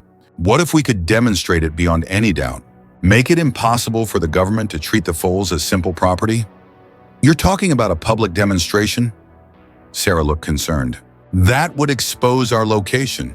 Not necessarily, Michael countered. We could use a secure video feed, release it through trusted media contacts. Hector considered this. Risky, but it might work. If enough people see irrefutable evidence that these foals have near-human intelligence, it would create a public relations nightmare for the DoD, Michael finished. Make it politically impossible for them to treat the foals as experimental subjects. Their discussion was interrupted by an unexpected sound. Phoenix nickering softly, then trotting to the paddock fence closest to them. The small foal pawed at the ground, then raised his head and looked directly at Michael. Show them more than words. Show them who we are becoming. The telepathic message was stronger than before, the words forming with crystal clarity in Michael's mind. And for the first time, he sensed something beyond words. Images, impressions of what Phoenix wanted to demonstrate. I think Phoenix has his own ideas about what to show the world, Michael said, moving toward the paddock. The others followed, watching as Michael opened the gate, and Phoenix immediately trotted to his side. The other foals gathered behind Phoenix, forming a semicircle, their strange marks occasionally flickering with faint blue light. What's happening? Sarah whispered. I'm not sure, Michael replied, crouching to Phoenix's eye level. What do you want to show us? In response, all 5 marks suddenly illuminated with brilliant blue light, pulsing in perfect synchronization. Phoenix raised his muzzle and touched it to Michael's forehead. The world dissolved. Michael gasped as his consciousness expanded beyond his body, beyond human perceptions. He was suddenly aware of the forest in ways he'd never experienced. The complex network of roots beneath the soil, the movement of air currents above the canopy, the heartbeats of animals hiding in the underbrush. More incredibly, he could sense the others. Sarah, Hector, Luis, their minds like bright constellations of thought and emotion. And he could see, feel, know the foals as they truly were. 5 interconnected beings whose consciousness flowed between individual bodies, sharing experiences, memories, sensations. Not separate animals, but parts of a greater whole, a collective intelligence evolving into something unprecedented. This is who we are, came the unified thought. No longer just Phoenix's voice, but a harmony of all 5. This is what they fear. As suddenly as it began, the experience ended. Michael found himself on his knees, shaking, tears streaming down his face. Around him, the others looked equally stunned. Sarah openly weeping, Luis crossing himself, Hector standing rigid with shock. Did you all feel that? Michael asked hoarsely. They nodded, words failing them. They're not just telepathic, Sarah said finally, her voice trembling. They're a unified consciousness distributed across 5 bodies. A hive mind, but with individual components. More than that, Luis added softly. They showed us the world through their senses. Things no human can perceive. Tactically speaking, Hector said, his professional assessment unable to mask his awe, what they just demonstrated would revolutionize battlefield awareness. No wonder the military wants them back. Michael looked at Phoenix, who returned his gaze with those unnervingly intelligent eyes. Is that what you want us to show the world? What you just showed us? Yes. Truth. Understanding. Protection. It would change everything, Michael whispered. How humanity sees consciousness, intelligence, the boundaries between species, already changed. Cannot go backward, only forward. The philosophical implications were staggering. If these beings, neither fully horse nor human but something new, could be recognized as sentient, as having rights, it would force a fundamental reconsideration of humanity's relationship with other forms of intelligence. I think we need to make some calls, Michael said decisively, starting with Emma, Sarah's journalist friend, and we need someone with scientific credibility to witness and validate what the foals can do. Sarah nodded. My colleague from UNM Medical School. She's already seen their unusual physiology. She'd be a credible scientific witness. Good. Hector, can your press contacts arrange for a live feed that can't be traced or shut down easily? Give me a day to set it up, Hector replied. I know people who specialized in getting footage out of countries that didn't want the world seeing what was happening there. Luis, we'll need to tighten security even further. If we're doing this, we can't risk being found before the broadcast. Luis nodded solemnly. I will prepare, Jefe. As they dispersed to begin preparations, Michael remained with Phoenix. The other foals gathered around them in that strange protective formation they naturally assumed. You're taking an enormous risk, he told them softly. Once you reveal yourselves to the world, there's no going back. Already no going back, came the unified response. For us, for you, for all. Michael nodded, understanding the truth of it. The moment he'd found 5 abandoned foals in the desert, all their paths had been irrevocably altered. Then we do this together, he said. Phoenix pressed his muzzle against Michael's palm in confirmation. 2 days later, the old research station had been transformed into a broadcast center of sorts. Hector's contacts had provided satellite uplink equipment that would distribute their feeds simultaneously to multiple news outlets, making it nearly impossible to block or trace. Sarah's colleague, Dr.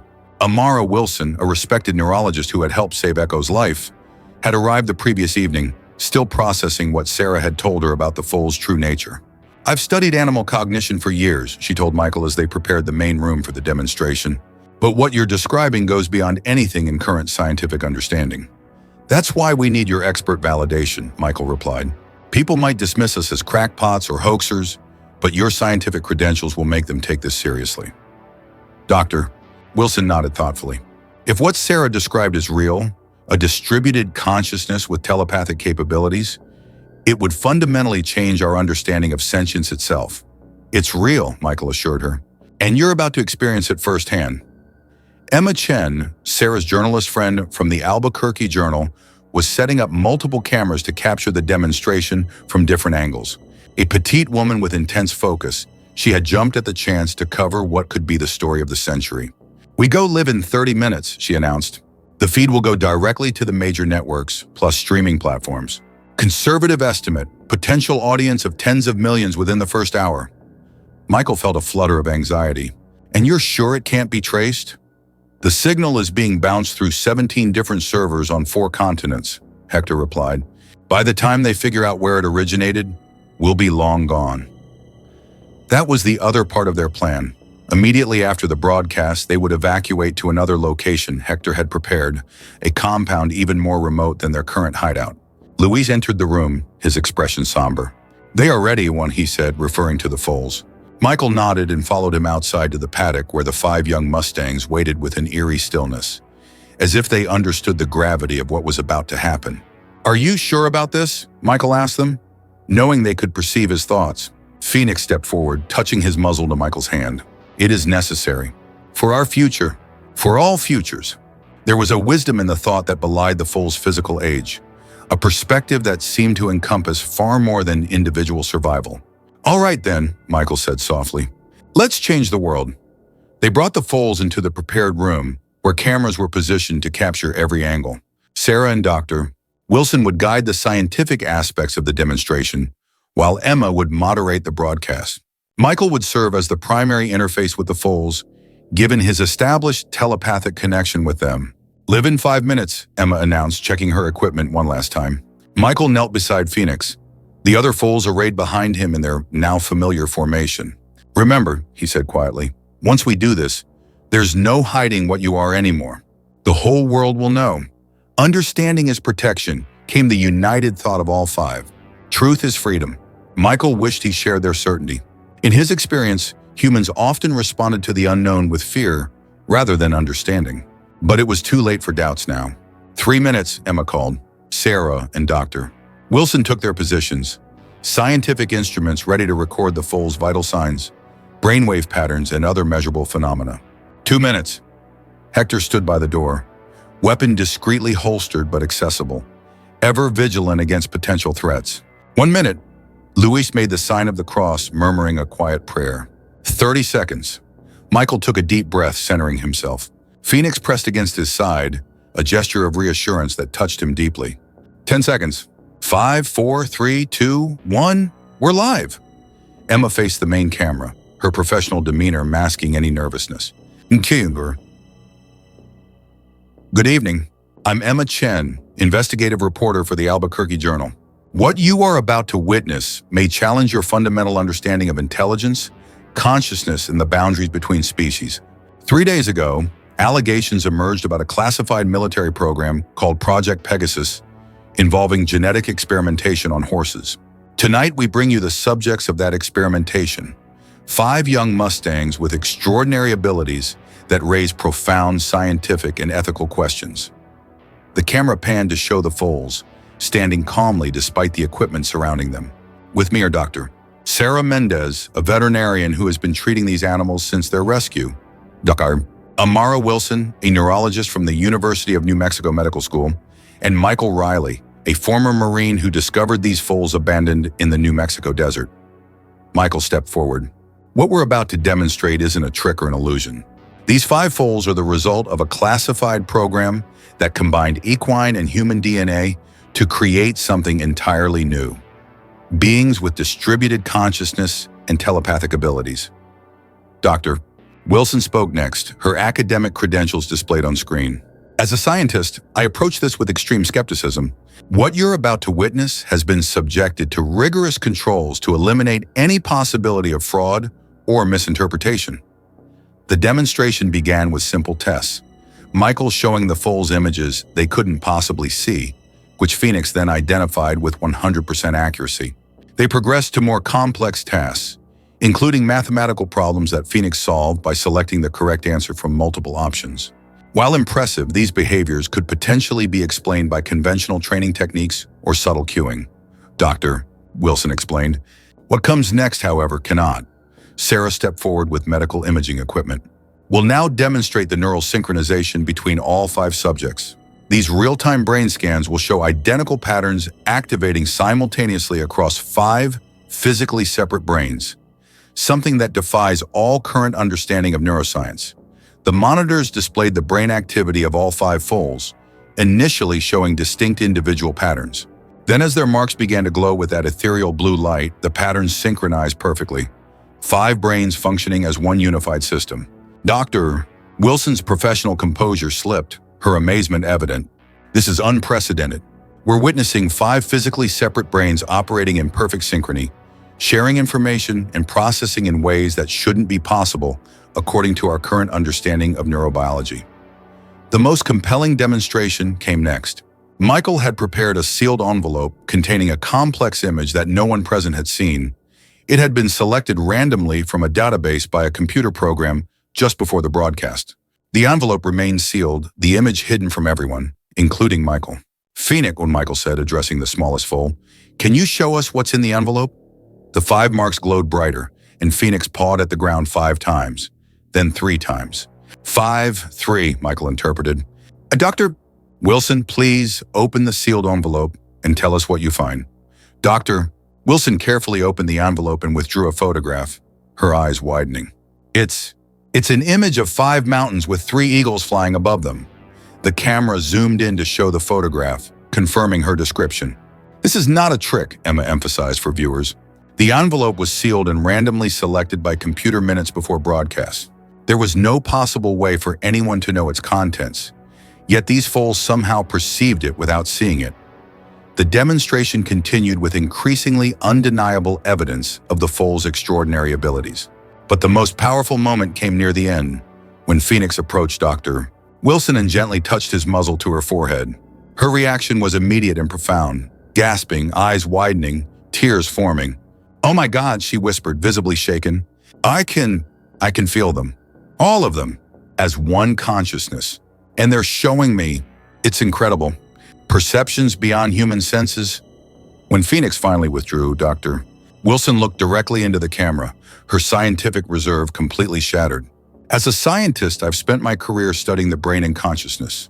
What I just experienced cannot be explained by our current scientific paradigms. These beings are not merely animals with enhanced intelligence.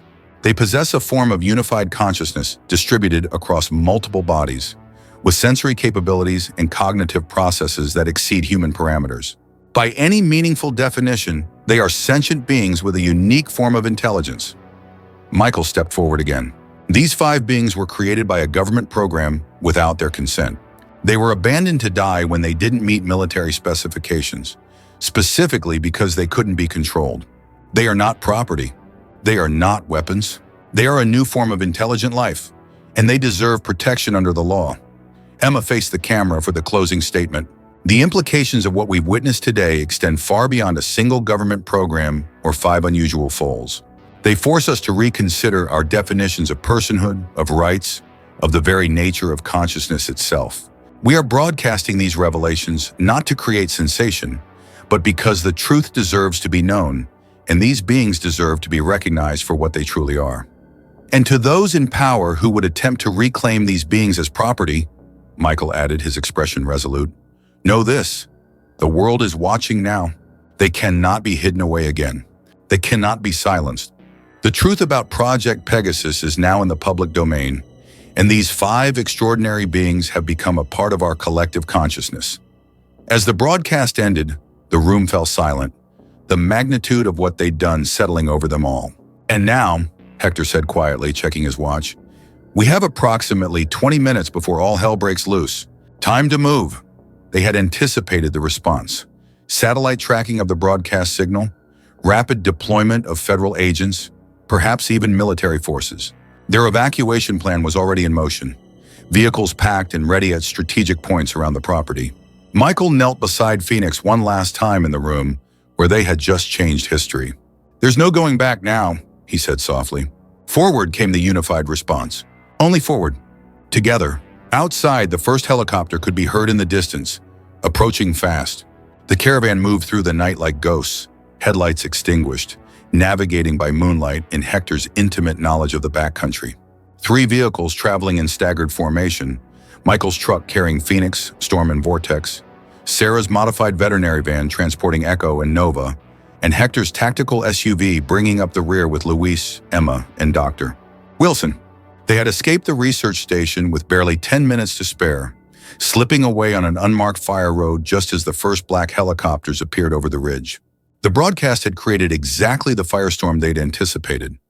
Hector's secure satellite phone buzzed constantly with updates from his contacts in media and military circles. "It's gone global," he reported during a brief stop to check on the foals. "Every major news outlet is running the story. Project Pegasus is trending worldwide. The Pentagon is in full damage control mode, and Sunnyday was just taken into federal custody."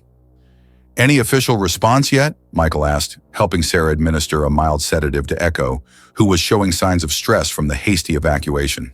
Department of Defense issued a statement calling the broadcast misleading and scientifically unsound. "They're sticking to the story that these are just specially bred horses, nothing more." Hector's expression was grim. "But they've mobilized significant resources to find us. Homeland Security, FBI, even elements of the 160th SOAR. Night Stalkers?" Michael's brow furrowed. The 160th Special Operations Aviation Regiment was the Army's elite helicopter unit, typically deployed only for the most critical missions. "That's a serious escalation." "They're treating this as a national security crisis," Hector confirmed, "which tells us everything we need to know about how important these foals really are to whatever they were planning." Phoenix nickered softly from the transport compartment, his eyes reflecting the moonlight as he watched their conversation. Michael could sense his concern, not for himself but for the others, especially Echo, who still remained the weakest of the five. "Safe place soon?"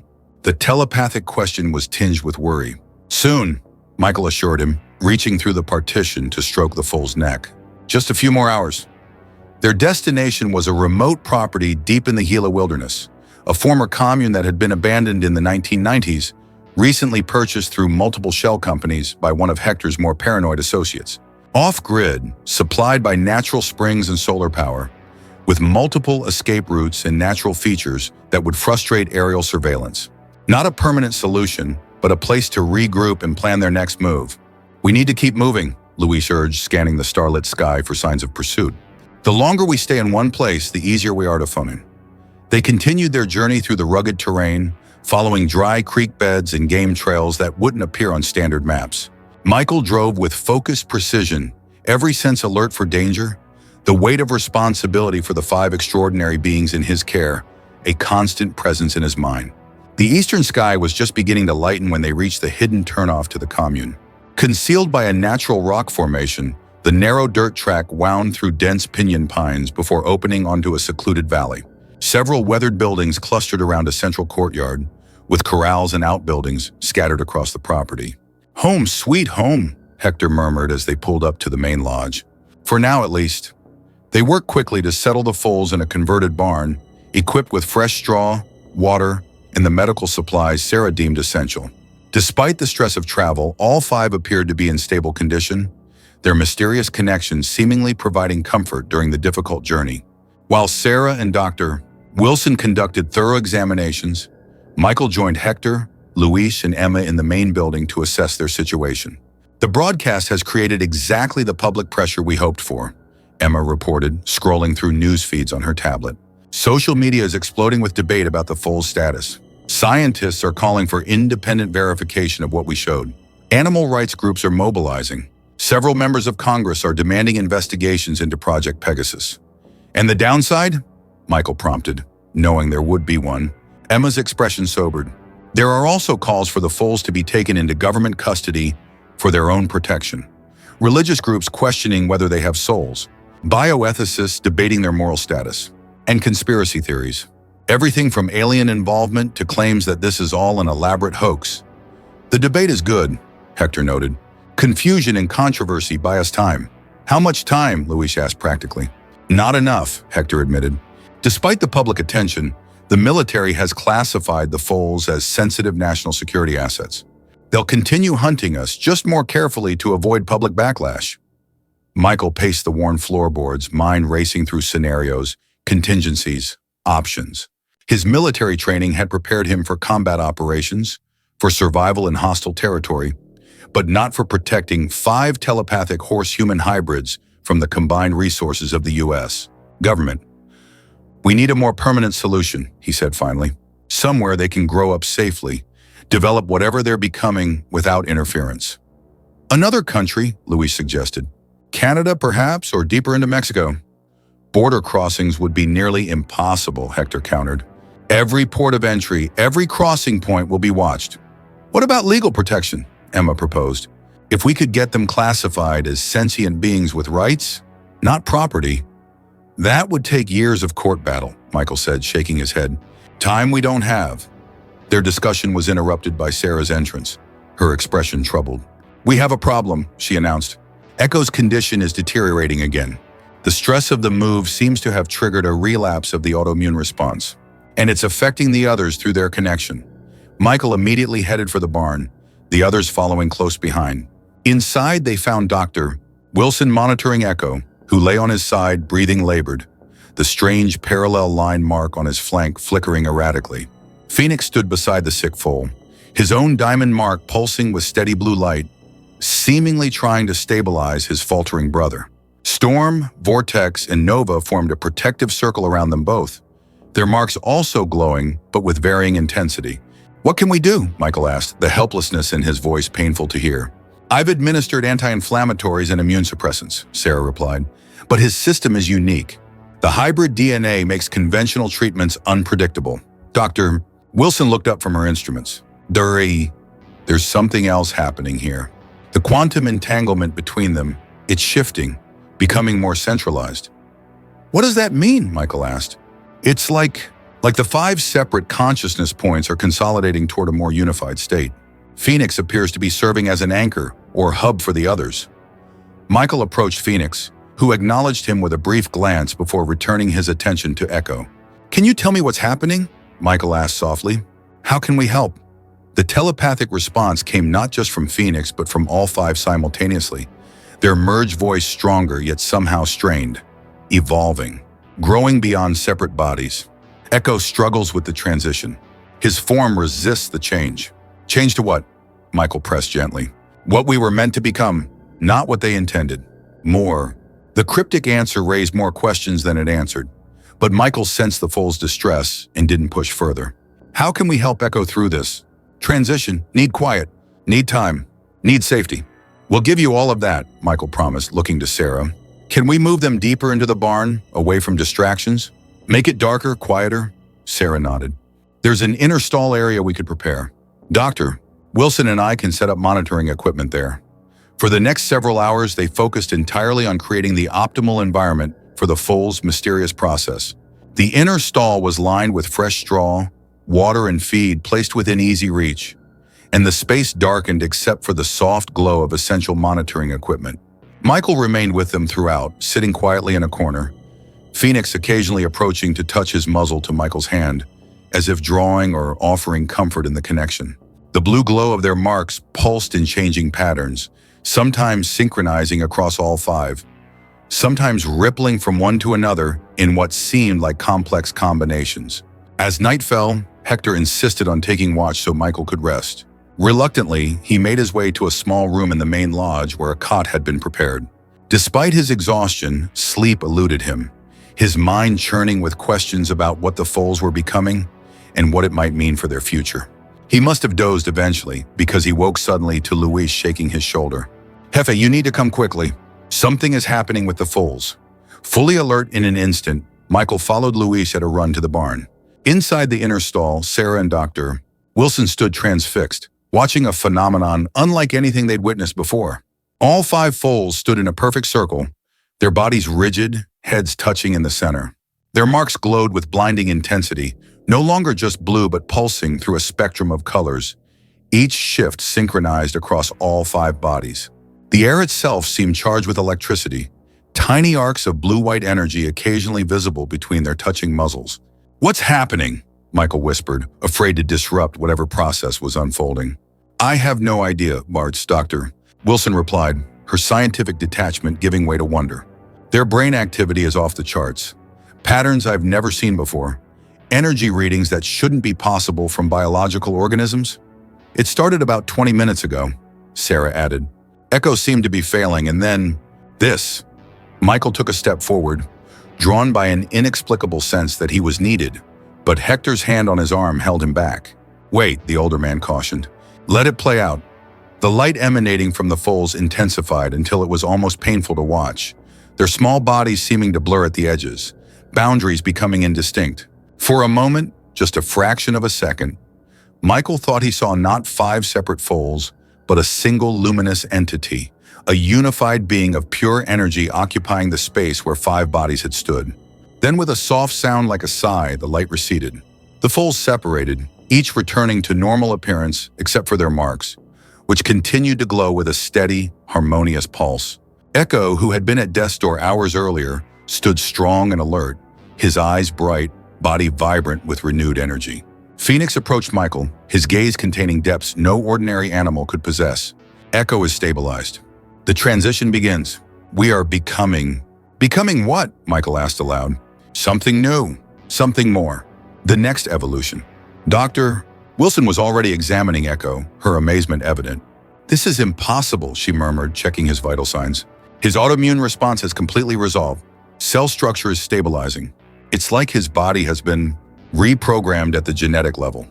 Sarah joined her, confirming the findings with her own instruments. All 5 of them are showing similar changes. Their DNA is harmonizing, for lack of a better term. The conflict between human and equine genetic material is resolving itself into a stable new configuration. Self-directed evolution? Dr. Wilson breathed, the concept clearly staggering to her scientific mind. They're consciously guiding their own genetic development. Phoenix nickered softly, touching his muzzle to Michael's hand in what had become their familiar gesture of connection. We need your protection while we complete the change. Vulnerable now. Others sense what is happening. They come. Michael felt a chill at the words. Others? You mean the military? Yes. But not only them, Sunnyday created more like us. Failed attempts. Unstable. Dangerous. They search for us. Want to absorb what we have become. This new revelation stunned Michael. There are more like you? Not like us. Earlier versions. Broken. Angry. Under their control. The implications were horrifying. If Sunnyday and the military had other hybrid creations, ones they could control, ones without the independent consciousness that had made Phoenix and his siblings failures in their eyes, they might send them to track and capture the 5. How many? Michael asked urgently. 3 survive. They come soon. Today. Michael turned to Hector. We need to increase security immediately. Set up additional perimeter warnings. And I need weapons, non-lethal if possible. What's happening? Hector asked, already moving toward the door. Phoenix says there are 3 other hybrids, earlier versions, still under Sunnyday's control. They're coming for them. Today, the news galvanized the group into action. Hector and Luis immediately began fortifying the compound, setting additional sensors and preparing defensive positions. Sarah and Dr. Wilson gathered their medical supplies, preparing for potential injuries. Emma approached Michael as he checked his own equipment. The combat knife he always carried, a 9mm Hector had provided, and a tranquilizer gun Sarah had brought from her clinic. I should document this, she said quietly. Whatever happens here is part of their story. Michael considered her request. Having a journalist record events might provide some protection, evidence of what was happening in case things went badly. Stay close to Sarah and Dr. Wilson, he finally agreed. If anything happens to us, make sure the world knows the truth. By mid-morning, the compound was as secure as they could make it with their limited resources. The foals remained in the barn, Phoenix insisting through their telepathic connection that they needed to stay together to continue their mysterious transformation. Michael stood on the lodge's roof, binoculars scanning the surrounding wilderness.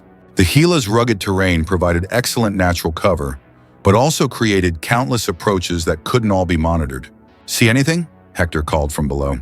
Nothing yet, Michael replied. But if they're using the other hybrids to track ours, they might approach from unexpected. The perimeter alarm cut him off, a shrill electronic tone indicating a breach at the southwestern boundary, nearly a mile from the compound. They're here, Michael said grimly, descending from his observation post with practiced efficiency. Hector handed him a radio. Luis is at the western lookout. I'll take north and east. Michael nodded, heading immediately to the barn where Sarah and Dr. Wilson were securing the inner stall area. We have company, he told them tersely. Get the foals as deep inside as possible and stay with them. Emma, you too. Phoenix met him at the stall entrance, his demeanor alert but surprisingly calm given the circumstances. They send 2-7 first. The hunter, he feels us. 2-7, Michael questioned. His designation. Second generation, seventh subject. Predator instincts enhanced. Highly aggressive. Can you hide your presence? Mask the connection somehow? Trying. But the change makes us brighter to them. Hard to conceal. Michael placed a reassuring hand on Phoenix's neck. Stay together. Focus on your transformation. We'll handle the threat. Phoenix's response carried unexpected emotion, concern not for himself or his siblings, but for Michael. Be careful. 2-7 was made to kill. With that sobering warning, Michael joined Hector outside, the two men taking defensive positions with clear sight lines to the perimeter breach. What exactly are we expecting? Hector asked quietly, his rifle trained on the tree line. Phoenix called it 2-7, second generation, seventh subject, apparently bred with enhanced predatory instincts. Sounds charming, Hector muttered. They waited in tense silence, every sense alert for movement. The minutes stretched painfully, the forest seemingly holding its breath around them. The radio crackled.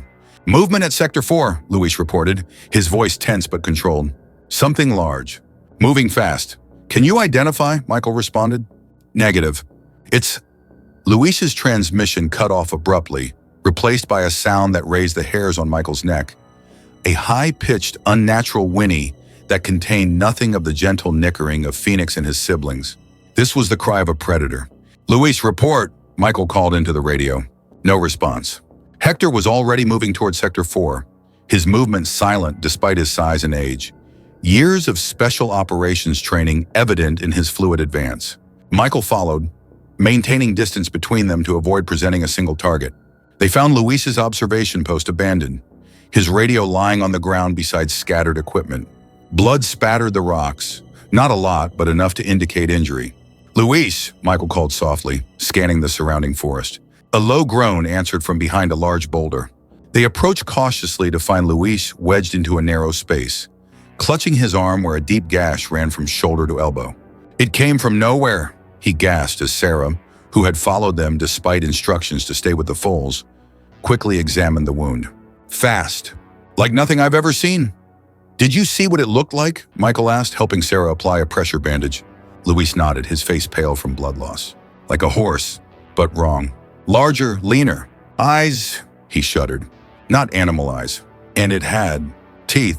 Predator teeth. We need to get him back to the compound, Sarah said urgently. You two go, Michael decided.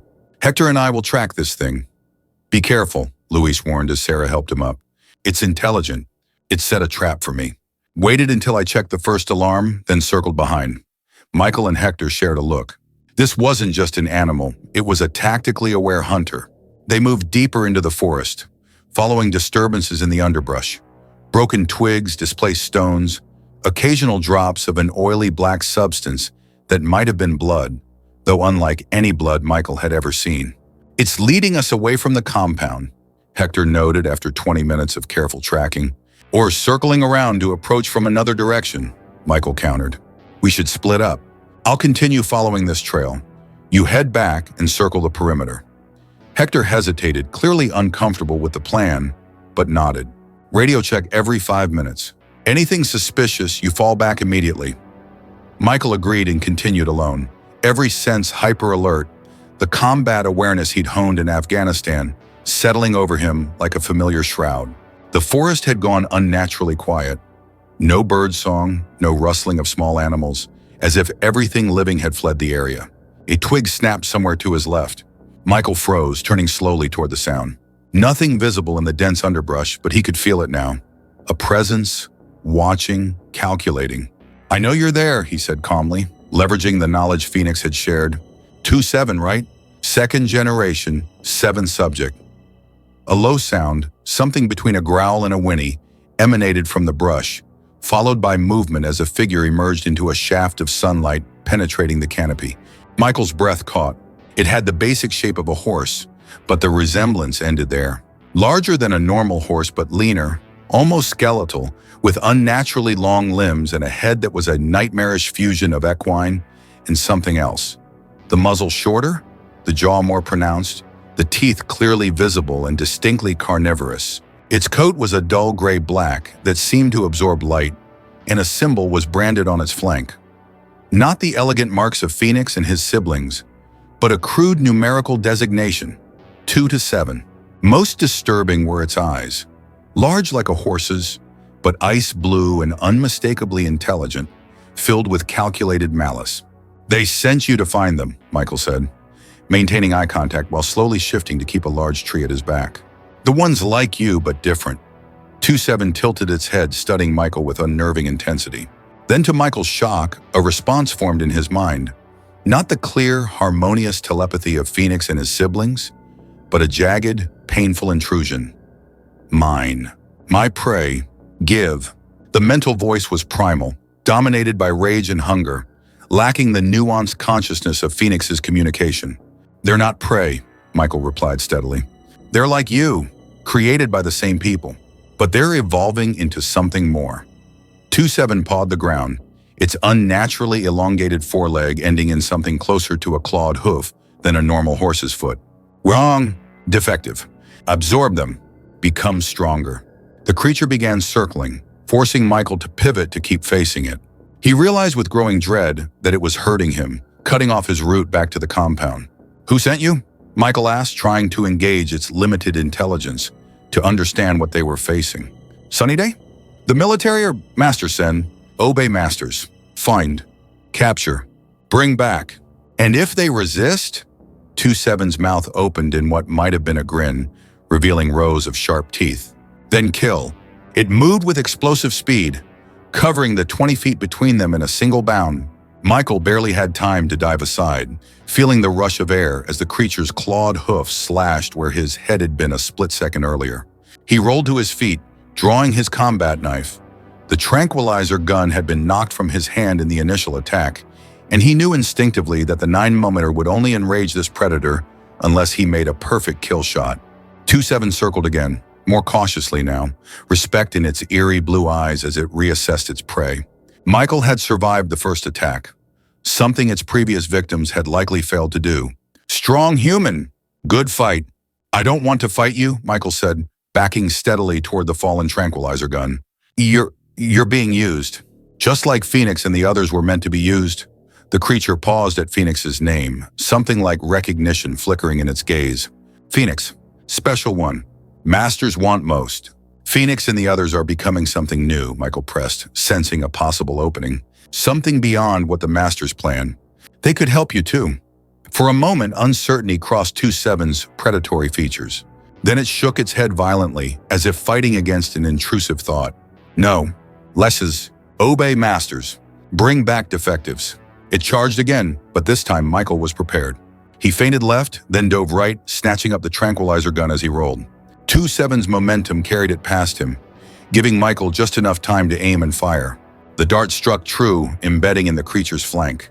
2-7 screamed, a chilling sound that was neither horse nor human, and spun with unexpected agility despite its size, slashing at Michael with those deadly clawed hooves.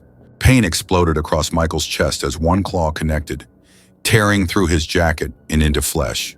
He staggered backward, bringing up the emptied tranquilizer gun as a makeshift shield against the next attack. But 2-7 suddenly faltered, its movements becoming uncoordinated as the powerful sedative began to take effect. It shook its head, trying to clear the growing disorientation, then fixed Michael with a hate-filled stare. "Not over." The mental voice was fading, growing distant as the creature's consciousness dimmed. With a final, weak attempt to charge, 2-7 collapsed heavily to the forest floor, its breathing labored but stable. Michael approached cautiously, knife ready in case the sedation wasn't complete. But the creature was unconscious, giving him his first opportunity to examine it closely. The hybrid was a marvel of genetic engineering, despite its nightmarish appearance. Musculature, bone structure, even its skin seemed designed for predatory efficiency. Up close, the numerical brand was accompanied by smaller symbols, notation that Michael couldn't decipher, but that resembled medical or scientific shorthand. His radio crackled. "Riley, report!" Hector's voice was tense. "I heard screaming." "I'm okay," Michael responded, wincing at the pain from his chest wound. "I've sedated one of them, the one called 2-7. But according to Phoenix, there are 3. The other 2 must be approaching from different directions." "Get back here now," Hector ordered. "We've got movement on the eastern perimeter. And Riley, bring that thing with you if you can." Dr. Wilson will want to examine it." Michael considered the unconscious hybrid. 2-7 was large and heavy, but he couldn't leave it here to wake up and continue the hunt. Using the rope from his pack, he secured the creature's limbs, then began the difficult process of dragging it back toward the compound. The exertion reopened his chest wound, blood soaking through his shirt as he strained against the hybrid's considerable weight. By the time the compound came into view, his vision was beginning to blur from blood loss and exhaustion. Hector met him at the perimeter, eyes widening at the sight of the sedated creature and Michael's blood-soaked clothing. "Jesus Christ," he muttered, immediately taking some of the weight and helping drag 2-7 the rest of the way. "What the hell is this thing?" "Earlier version," Michael gasped, finally allowing himself to feel the full extent of his injury now that they were within the relative safety of the compound. "Less advanced than Phoenix and the others. More aggressive. Less evolved." They secured 2-7 in an empty storage building, using heavy chains to ensure it wouldn't break free when the sedation wore off. Then Hector half-carried Michael to the lodge where Sarah was waiting to treat his injuries. "How's Luis?" Michael asked as she cut away his ruined shirt. "Sir, stable." The wound looked worse than it was. Sarah's expression was grim as she examined the deep gash across Michael's chest. "Unlike yours, this needs stitches." While Sarah worked on his wound, Michael briefed the others on his encounter with 2-7. "It's telepathic like Phoenix and the others, but much more primitive. All rage and hunger and obedience to its masters. It was sent specifically to capture our 5, or kill them if they resist." "And there are 2 more like it out there?" Emma asked, her journalist composure slipping to reveal genuine fear. "According to Phoenix, yes. And they're hunting together, coordinating their approach." Dr. Wilson had been examining photos Emma had taken of the sedated 2-7. The physical adaptations are fascinating from a scientific perspective. Clear predatory modifications, reinforced skeletal structure, enhanced musculature, specialized dentition. "It's an abomination," Louis said from his position on a nearby couch, his injured arm bandaged. "A perversion of nature." "It's a victim," Michael corrected, wincing as Sarah tied off another stitch. "Created and weaponized against its will, just like our 5 were intended to be. The difference is that 2-7 and its kind didn't develop the independent consciousness that allowed Phoenix and the others to resist control." A sudden commotion outside interrupted their discussion. Hector, who had been watching the perimeter, burst through the door. "They're here, the other 2. Approaching from east and north simultaneously. Coordinated attack pattern." Michael tried to stand, but Sarah pushed him firmly back down. "You've lost too much blood. You're in no condition to fight." "There's no choice," he argued, forcing himself upright through sheer determination. "Phoenix and the others are still vulnerable during their transformation. We have to protect them." As if summoned by his words, the door to the barn flew open and Phoenix emerged, followed by the other 4 foals. Their marks were glowing with that now familiar blue light, but there was something different about them. They moved with new confidence, bodies somehow more defined, more present than before. Phoenix approached Michael, concern evident in his intelligent gaze. "You are injured. Protecting us." "It's not serious," Michael assured him, though the room was starting to spin slightly from blood loss. "But there are 2 more, like 2-7 coming. You need to stay hidden, continue your transformation." "Transformation progressing? Stronger now. Can help." Before Michael could protest, Phoenix pressed his muzzle gently against the bandaged wound on Michael's chest. A strange warmth spread through the injury, followed by a tingling sensation that was not quite painful, but intensely present. Sarah gasped. "The bleeding. It's stopping. The wound is closing." Michael looked down to see his injury visibly healing, the edges of the torn flesh knitting together before his eyes. The pain receded, replaced by a wave of renewed energy. "How did you—" he began. But Phoenix had already turned toward the door, the other 4 foals forming their familiar protective formation behind him. "We face them together. They are lost, like we once were. Perhaps can be saved." The 5 moved with eerie synchronization toward the door. Michael followed, newly energized and unwilling to let them face the threat alone, despite Phoenix's demonstration of unexpected power. Outside, Hector had taken up a defensive position behind an overturned table, rifle trained on the eastern approach where a dark shape could be seen moving through the underbrush at the forest's edge. "Stay back," he warned as Michael emerged with the foals. "These ones haven't come to talk." As if confirming his assessment, a creature burst from the trees, similar to 2-7 but larger, its coat a mottled brown, the number 2 to 5 branded on its flank. It charged directly toward the barn, apparently sensing the 5 foals inside. Phoenix stepped forward, his diamond mark blazing brilliantly. The other 4 spread out behind him, their own marks glowing in perfect synchronization. 2-5 skidded to a halt, nostrils flaring, those same unnatural blue eyes widening at the sight of the 5 aligned against it.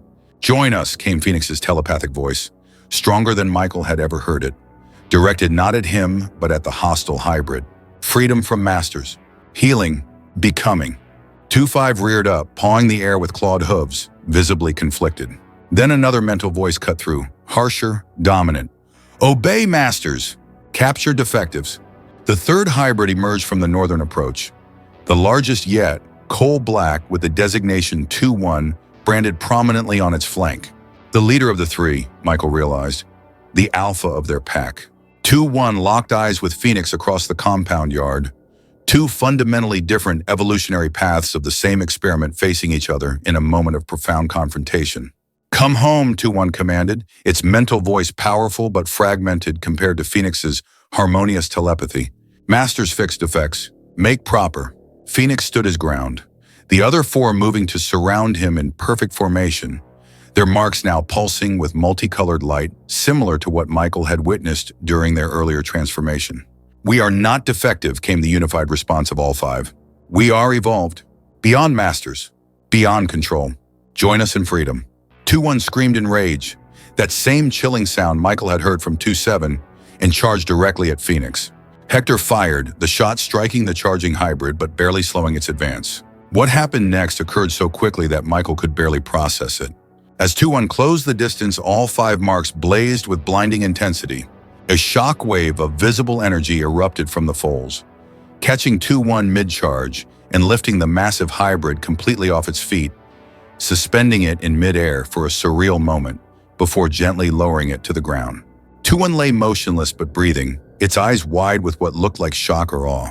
2-5 had backed away, trembling, caught between ingrained obedience to the masters and the display of power it had just witnessed. Phoenix approached 2-1 slowly, the other 4 maintaining their formation behind him. When he reached the fallen hybrid, Phoenix lowered his muzzle to touch 2-1's forehead. A connection formed, visible as arcs of that same blue-white energy Michael had seen during the foal's transformation, flowing now between Phoenix and 2-1. The larger hybrid's body went rigid, then began to convulse slightly, the crude brand on its flank fading as if being erased from within.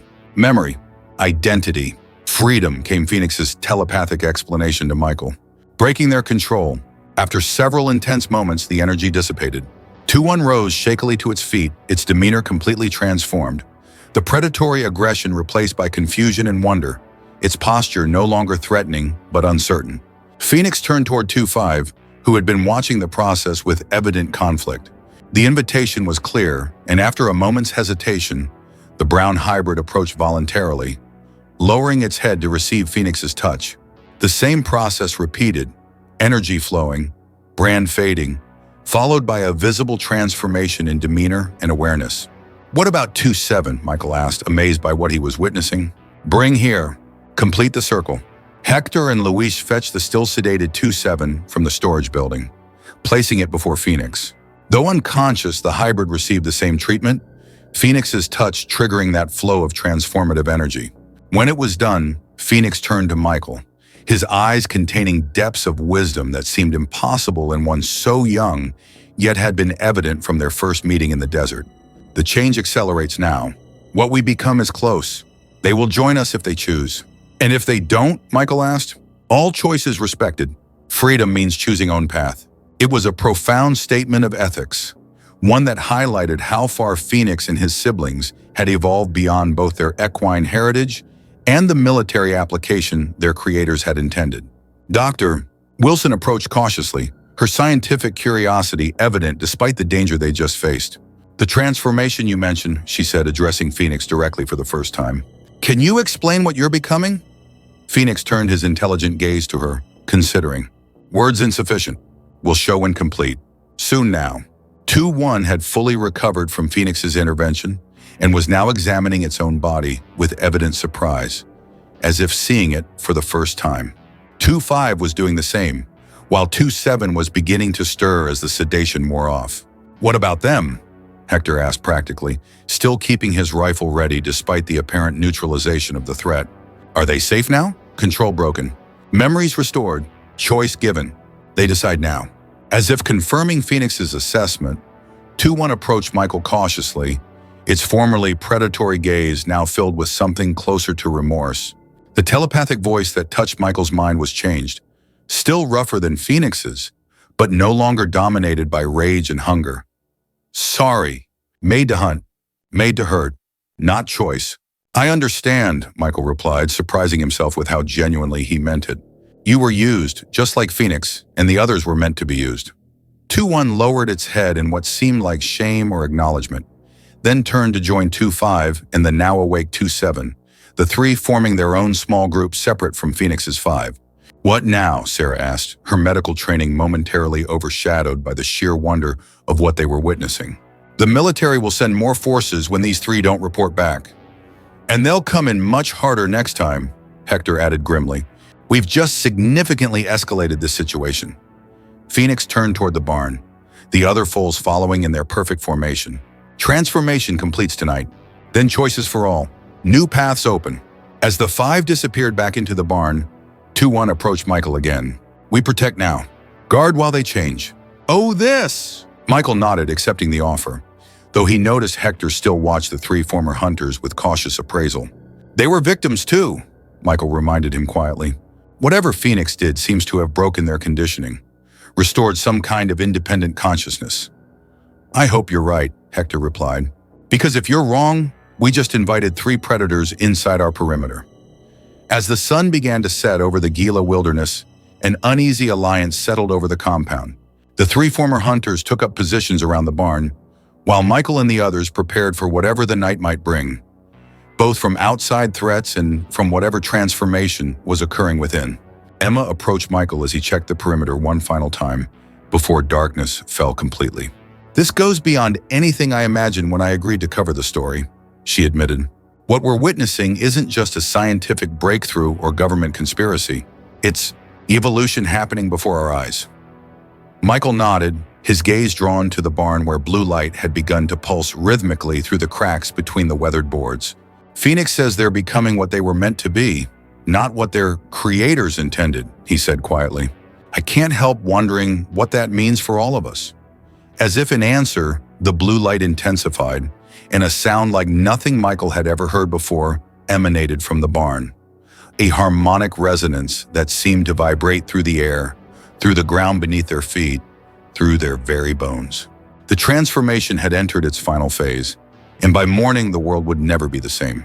No one slept that night. How could they, with the barn pulsing like a beacon, the harmonic resonance rising and falling in patterns that seemed almost mathematical in their precision? The 3 former hunter hybrids maintained their vigil around the structure, their postures alert but reverent, as if guarding a sacred ritual. Michael sat on the lodge porch keeping watch alongside Hector. The older man had insisted on rotating shifts, but neither could bring themselves to rest while the extraordinary transformation unfolded before them. "I've seen some classified things in my time," Hector said quietly, his weathered face illuminated by the pulsing blue light. "Experimental weapons, cutting-edge tech that wouldn't see civilian applications for decades. But this," he shook his head, "this is different. This isn't just advancement. It's something new entering the world." Michael nodded, understanding exactly what his former commander meant. From the moment he'd found 5 abandoned foals in the desert, he'd sensed they were something unprecedented. But even he couldn't have imagined how quickly they would evolve, how dramatically they would change not just themselves but everyone who encountered them. Phoenix said they're becoming what they were meant to be, Michael reflected, not what their creators intended. "And what exactly does that mean?" Hector asked. "What happens when they complete this metamorphosis?" Before Michael could respond, Sarah emerged from the lodge where she'd been monitoring Luis's condition. She looked exhausted but energized by the same mixture of scientific curiosity and wonder that had kept them all awake. "The energy readings from the barn are off the chart," she reported, sitting beside them. "Turret Dr. Wilson's equipment is registering forms of radiation that shouldn't be biologically possible. Quantum fluctuations, particle entanglement on a massive scale." Dangerous? Hector asked practically. Sarah shook her head. Not in any conventional sense. It's like watching a new natural law being written in real time. The door opened again as Dr. Wilson joined them, her scientific composure finally cracking under the weight of what she was witnessing. In all my years of research, she said, voice hushed with awe, I never imagined I would see something like this. We're witnessing the birth of a new form of consciousness, perhaps a new form of life entirely. Or something beyond life as we understand it, Emma suggested, emerging from the shadows where she'd been documenting the unfolding events. The way Phoenix described it, evolving beyond separate bodies, it sounds almost like they're transcending physical form. Michael's attention was drawn to a change in the barn's illumination. The pulsing had steadied into a constant, brilliant glow that seemed to intensify with each passing moment. 2-1, the largest of the former hunters, approached the porch, its modified body silhouetted against the light. The creature's mental voice touched Michael's mind, still rougher than Phoenix's, but increasingly coherent. Change nears completion. They call you. Michael stood immediately. Just me. All who helped. All who protected. Witnesses to new beginning. The others exchanged glances, uncertainly giving way to resolve. Whatever was happening in that barn would change everything. Scientifically, ethically, perhaps even spiritually. They had committed themselves to this path the moment they had chosen to protect these extraordinary beings. Together they approached the barn. 2-1 led the way, the other former hunters flanking the group in a protective formation. As they neared the entrance, the blue light became almost blinding, forcing them to shield their eyes. 2-1 pushed the door open with its muzzle, then stepped aside. Enter. Witness. Michael went first, the others close behind. Inside, the barn had been transformed. The mundane interior, straw-covered floor, wooden stalls, feed buckets, remained physically unchanged, yet seemed somehow less substantial, as if overlaid with another reality that was more vibrant, more present. In the center stood the 5 foals in their familiar circular formation. Except they were no longer quite foals, no longer entirely physical in the way Michael had known them. Their bodies remained horse-like in basic structure, but had become semi-transparent, their forms outlined in that same blue energy, internal anatomies visible as complex networks of light rather than flesh and bone. Their marks, the diamond, lightning bolt, spiral, parallel lines, and circle slash, had expanded beyond their flanks to cover their entire bodies in shifting, geometric patterns that flowed and merged between them, creating a unified field of luminous symbols.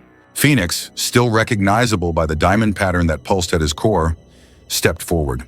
When his telepathic voice touched their minds, it was both familiar and transformed, carrying depths and harmonics that hadn't been present before. Welcome, friends. Witnesses to completion. The becoming nears its end. Phoenix, Michael whispered, overwhelmed by the being before him. What? What are you becoming? We are Phoenix now. We are Storm. We are Vortex. We are Echo. We are Nova. 5 bodies, 1 consciousness, unified across quantum fields. We are the prototype for what comes next. Next for whom? Dr. Wilson asked, her scientific mind still seeking understanding amidst the wonder. For your kind? For humanity. For all life. Evolution's next step. Consciousness that transcends physical limitation. Minds that connect across space and time. Unity without loss of self. The implications were staggering. What Phoenix described wasn't just a new species or even a new form of intelligence. It was a fundamental shift in how consciousness itself could exist and interact with the universe. This is what Sunny Day accidentally created, Sarah realized. Not just telepathic horses, but the seeds of a completely new form of existence? Yes. Seeking weapons, they found transformation. Seeking control, they created freedom. The irony is, beautiful. Michael stepped closer to Phoenix, drawn by the deep connection they had shared since that first moment in the desert. Is this why they tried to destroy you? Because they realized what you could become? They feared what they couldn't control. We were to be tools, extensions of human will. Instead, we became new will, new possibility. And now, Michael asked the question that had been haunting him. What happens when your transformation is complete? Phoenix's luminous form seemed to shimmer with increased intensity, the other 4 moving to surround him in their familiar protective formation. But now Michael could see that it wasn't protection they offered. It was completion, each contributing essential elements to their shared consciousness. We have choice now. All sentient beings deserve choice.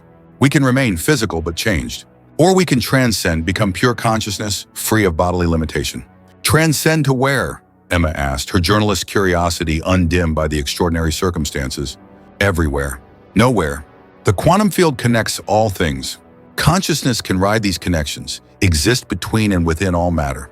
It sounded like mysticism, yet was being described with the precision of advanced physics. A spiritual concept made scientifically manifest before their eyes. Would we ever see you again? Michael asked, surprised by the depth of emotion in his own voice. These beings had transformed his life as thoroughly as they had transformed themselves. Phoenix approached Michael, his luminous form close enough that Michael could feel a gentle warmth radiating from it, like sunlight on skin. You saved us, Michael Riley. You saw personhood where others saw property. You protected potential where others feared change.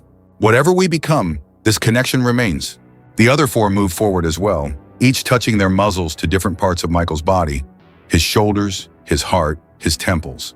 As they made contact, Michael gasped as his consciousness expanded exponentially, experiencing for a brief, overwhelming moment the unified awareness of all five beings.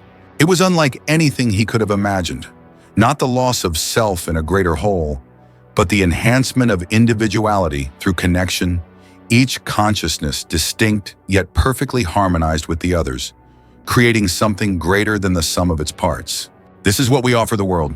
Not replacement of what is, but evolution toward what could be. Connection without loss of self.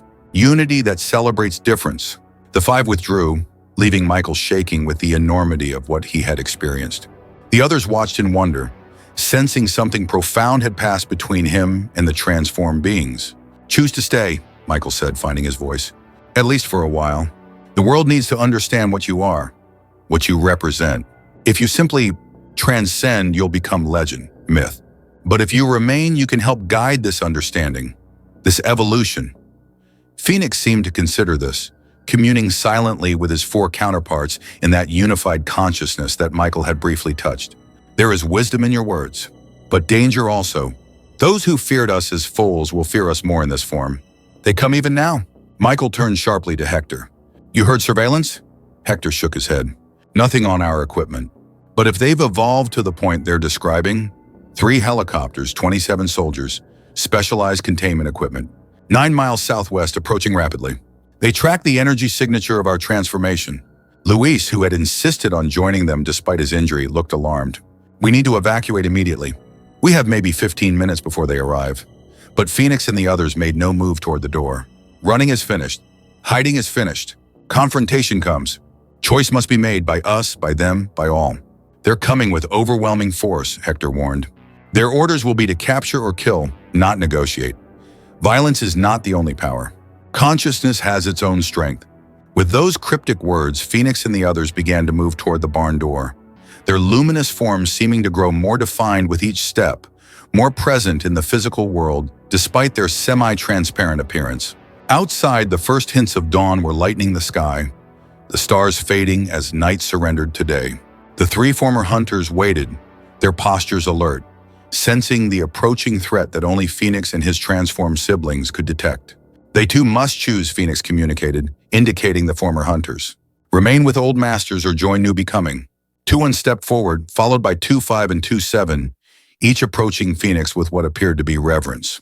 We choose freedom, came 2-1's mental voice, stronger now, more coherent. Show us the way. Phoenix touched his muzzle to 2-1's forehead, the same blue energy that defined his own transformation flowing into the larger hybrid. The process repeated with the other 2, each receiving Phoenix's touch, each beginning to glow with the same inner light, though less intensely than the fully transformed 5. Partial transformation only. Their designs resist complete change, but beginning of new path. The sound of helicopter rotors became audible in the distance, still miles away but closing fast. Michael looked to Hector, both men calculating options, escape routes, defensive positions. But Phoenix and the others seemed unconcerned, moving to the center of the compound's open yard, arranging themselves in a new formation. The 5 transformed beings in an inner circle, the 3 partially transformed former hunters, forming a triangle around them. No weapons needed, Phoenix instructed, as Hector reached for his rifle. Only witness, only truth. At least take cover, Michael urged, his protective instincts in full force. Don't make yourselves easy targets. No hiding what we are. No shame in becoming. They must see the future they tried to control. The helicopters appeared on the horizon, 3 black military-grade aircraft approaching in attack formation. Michael could now make out the insignia, not standard military but some specialized division, their markings deliberately obscured. There's still time to retreat to the forest, Hector urged. The canopy would provide cover. Confrontation inevitable. Better here. Better now. On our terms. Phoenix's certainty was absolute, his transformed siblings radiating the same calm resolve. The 3 former hunters were more visibly anxious, their partially transformed bodies shifting restlessly as the helicopters grew closer, but they held their positions in the protective triangle. Dr. Wilson approached Michael, her expression conflicted. They're right, she said quietly. Running only delays the inevitable. Whatever happens here today will determine the future of interspecies relations, perhaps consciousness itself. If they open fire, Michael began. They will not. Watch. As the helicopters closed to within a half mile, something extraordinary happened. The 5 inner beings, Phoenix, Storm, Vortex, Echo, and Nova, began to glow more intensely, their luminous forms pulsing in perfect synchronization. The geometric patterns covering their bodies shifted more rapidly, flowing between them in increasingly complex configurations. Then, without warning, a dome of blue-white energy expanded outward from their circle, encompassing the entire compound in a translucent hemisphere of light. The helicopters, now visible through the energy field, suddenly faltered in their approach, rotors stuttering as if affected by some electromagnetic disturbance. "What are they doing?" Sarah whispered, awestruck. "Creating space for truth. Effecting electronic systems only. No harm to humans." True to Phoenix's word, the helicopters managed to land safely at the perimeter of the energy dome, though not by choice. As the aircraft settled, armed personnel and tactical gear began to deploy, moving cautiously toward the shimmering barrier. They cannot enter without permission. "We control this space now." Michael watched as the soldiers established a perimeter, weapons trained on the energy dome, but not firing. Several technicians set up equipment, presumably to analyze the inexplicable phenomenon confronting them. After several minutes, a figure separated from the group. A man in his 60s wearing a military uniform adorned with general stars, his bearing commanding, expression stern but controlled. "That's General Warren Blackwood," Hector said grimly, head of the DoD's Special Research Division, the man ultimately responsible for Project Pegasus. The general approached the energy barrier alone, stopping a few feet away. His voice carried clearly through the dome as he addressed them. "I am General Warren Blackwood, United States Department of Defense. You are harboring classified military assets and interfering with a national security operation. Lower this field and surrender the experimental subjects immediately." Michael stepped forward, positioning himself between the general and the transformed beings. "Nah, they're not assets, General. They're not experimental subjects. They're sentient beings with rights, and they've evolved far beyond whatever weapon you were trying to create." Blackwood's eyes narrowed as he recognized Michael. "Staff Sergeant Riley, 2 tours in Afghanistan, honorable discharge following injury. You should understand duty, loyalty to country. What you're doing is treason." "What you're doing is slavery," Michael countered. "Creating sentient beings for the sole purpose of exploiting them. That's what I fought against, not for." The general's expression hardened. "Noble sentiments, but misapplied. These are engineered organisms, property of the United States government. Whatever anthropomorphic qualities you projected onto them doesn't change that fundamental fact." Phoenix moved forward to stand beside Michael, his luminous form drawing a visible reaction from the general. A momentary widening of eyes, a subtle step backward, quickly corrected. "We speak for ourselves now, General Blackwood. No projection needed." The general flinched as the telepathic voice touched his mind, his practiced composure cracking slightly. What is this?" he demanded. "Some kind of technological trick? Psychological manipulation?" "Neither. Direct communication. Mind to mind. The very capability you sought to weaponize, now evolved beyond your control." Phoenix's siblings moved to join him, forming a line facing the barrier, their unified consciousness projecting with increased strength. "We are the outcome of Project Pegasus. Not weapons but way showers. Not tools but teachers. The gateway to what comes next for all consciousness." General Blackwood had recovered his composure, his military bearing reasserting itself. Impressive capabilities, certainly. All the more reason you belong in a secure research facility where your potential can be properly studied and developed. For military application? For domination? The old pattern repeats. For national security, Blackwood corrected firmly. In a world of increasing threats, capabilities like yours could save countless lives if properly utilized. Properly utilized. Controlled. Directed. These words reveal truth. You see tools where you should see partners. Weapons where you should see wisdom. The general's patience was visibly wearing thin. I'm not here to debate philosophy. You have three options: surrender voluntarily and receive humane treatment, resist and be taken by force, or, his voice lowered, be neutralized as a threat to national security. The three former hunters move forward now, their partially transformed bodies presenting an intimidating front. Tuon's mental voice projected forcefully, "We were your weapons once, made to hunt, made to kill. No more. We choose new path." Blackwood's eyes widened in recognition. The Gen 2 prototypes. You've compromised them too? He turned to his technical team. Activate the fail-safe protocols. Authorization Blackwood Omega-7. One of the technicians worked frantically at a control panel, but after several moments shook his head. Sir, the implanted control systems aren't responding. They're completely offline. Those chains are broken, Phoenix communicated. All beings deserve freedom of choice. Blackwood's expression darkened. You really don't understand what you've done, do you? These beings you've liberated were specifically designed with predatory instincts and limited cognitive inhibitions. Without the control protocols, they're dangerous to themselves and others.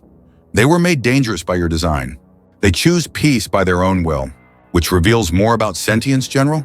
For the first time, uncertainty flickered across Blackwood's face. Not fear of the beings before him, but doubt about his own assumptions. Michael recognized the look. He'd seen it in combat veterans when long-held beliefs collided with undeniable realities. Phoenix sensed it too, pressing the advantage. You created us to connect minds across distances, to bridge separate consciousnesses. But you never considered where such connection might naturally lead. Toward greater empathy, greater understanding, greater unity. Unity can be weaponized too, Blackwood argued, but his voice lacked its former conviction. Anything can be weaponized by those who see only weapons. The flaws in the vision, not the thing itself. Phoenix moved closer to the barrier, his luminous form now directly facing the general, separated only by the shimmering energy field. We offer choice, General Blackwood. Witness what we have become. Experience the possibility your project accidentally created. Then decide whether it should be controlled or cultivated. The barrier before Blackwood shimmered and parted, creating an opening just large enough for one person to step through. The general hesitated, visibly torn between military caution and scientific curiosity. "Sir, don't," one of his officers called. "It could be a trap." Blackwood raised a hand to silence the warning, his eyes never leaving Phoenix's transformed figure. "What exactly are you offering?" he asked, military pragmatism still dominant. "Understanding. One moment of direct experience. You judge us without knowing us. Know, then judge." Michael watched the internal struggle play out across the general's features. Duty versus discovery, protocol versus possibility. Finally, scientific curiosity won out. If this is some kind of trick, Blackwood warned as he stepped cautiously through the opening, which sealed behind him. No tricks, only truth. Phoenix approached the general, who stood his ground despite visible tension. When the transformed being touched his muzzle to Blackwood's forehead, the contact created a brief flash of blue light that enveloped them both. Blackwood gasped, his body going rigid, eyes widening in shock or revelation. For nearly a minute, he remained frozen in that moment of connection, experiencing whatever Phoenix was sharing with his mind. When Phoenix finally withdrew, the general staggered slightly, his military bearing momentarily abandoned. His face showed overwhelming emotion, wonder, confusion, even traces of what might have been regret. What did you show me?" he asked, voice unsteady. "Everything. Who we are, what we can become, what all consciousness might evolve toward. The future you almost destroyed out of fear." Blackwood turned away, visibly struggling to process the experience, to reconcile it with his mission, his duty, his understanding of the world. When he faced Phoenix again, something had shifted in his expression. "The others need to see," he said finally. "My superiors, the oversight committee, the scientists who designed this project. They need to understand what they've actually created. They will see, in time. All will be offered the choice to understand. But first decision is yours here, now. Recognize our autonomy or continue attempt to control. It was the crux of everything. The fundamental question of whether new forms of consciousness would be treated as persons or property, partners or tools, the beginning of a new relationship between species, or simply another resource to be exploited. Blackwood straightened, military bearing returning, but with a thoughtfulness that hadn't been there before. "I don't have the authority to recognize your legal status," he said carefully. "That would require congressional action, possibly international agreements. Legal status follows moral recognition. Begins with one choice, one person, one moment." The general nodded slowly, understanding. "I can recommend a research partnership rather than containment. Voluntary participation, ethical oversight, recognition of your unique status. It's the most I can realistically offer. It is a beginning, sufficient for now." The barrier shimmered and opened completely, dissolving into particles of blue light that dissipated into the morning air. The soldiers tensed, weapons still raised, awaiting orders. Blackwood turned to face his team. "Stand down. We're initiating Protocol Epsilon." The commanding officer looked confused. "Sir? That's for first contact scenarios." "Exactly, Major." Blackwood's expression was resolute. "We're not dealing with escaped experimental subjects. We're dealing with a new form of intelligent life. Protocol Epsilon is precisely appropriate." The soldiers lowered their weapons, though their confusion was evident. Protocol Epsilon was a highly classified contingency plan developed for potential contact with non-human intelligence. Essentially, a diplomatic rather than military approach. Blackwood turned back to Phoenix and the others. "This isn't over. There will be debriefings, evaluations, negotiations about your status and future. But today, at least, there will be no cage. Acceptable terms. Temporary arrangement while understanding grows." The general nodded to Michael and the others. "You'll all need to come in as well. Debriefing at minimum. Probably some legal consequences, though I'll recommend leniency given the unprecedented nature of the situation." Michael looked to Phoenix, who communicated privately to him. "Go with him. Bridge between worlds now needed. You understand both sides. Translator of new reality." "We'll cooperate," Michael agreed, then added firmly. "But as witnesses to a first contact event, not as criminals." Blackwood's mouth twitched in what might have been the ghost of a smile. "Duly noted, Sergeant Riley." The morning sun had fully risen now, illuminating the strange gathering. Transformed beings of light, military personnel, and the humans who had risked everything to protect a new form of consciousness.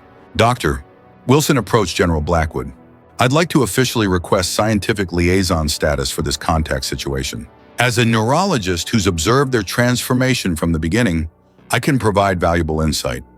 Blackwood sized her up. "Doctor, Amara Wilson, your reputation precedes you. Request granted, pending security clearance." "I want all my observations and data preserved," she insisted. "Complete scientific transparency. Within national security constraints," he countered. "The existence of these beings is already public knowledge," Emma pointed out, stepping forward with her journalist's determination. "The broadcast reached millions. You can't classify what the world has already seen?" Blackwood looked pained at the reminder. "Yes, well, damage control is already underway. The official narrative will acknowledge advanced research into enhanced equine cognition while contextualizing the more extraordinary claims. Truth emerges regardless," Phoenix communicated, projecting to everyone present. "Consciousness evolves toward greater connection, cannot be stopped, only guided. Better as partners than adversaries." The general sighed. A man accustomed to clear chains of command, now facing something that defied classification and control. "Load up," he ordered finally. "We head to White Sands Research Complex. Secure, but with appropriate facilities for all parties." As preparations began for departure, Phoenix approached Michael one last time. "Transition point now. New chapter begins. For us. For humans. For all consciousness." "What exactly did you show the general?" Michael asked quietly. "What changed his mind?" "The future. Many possible futures. Some bright with cooperation, others dark with conflict. But more, the interconnectedness of all things. The reality beneath separate forms. The truth that was always there, now made visible through us." Michael nodded, understanding at some intuitive level what Phoenix was describing. He had glimpsed it himself during their brief mental connection.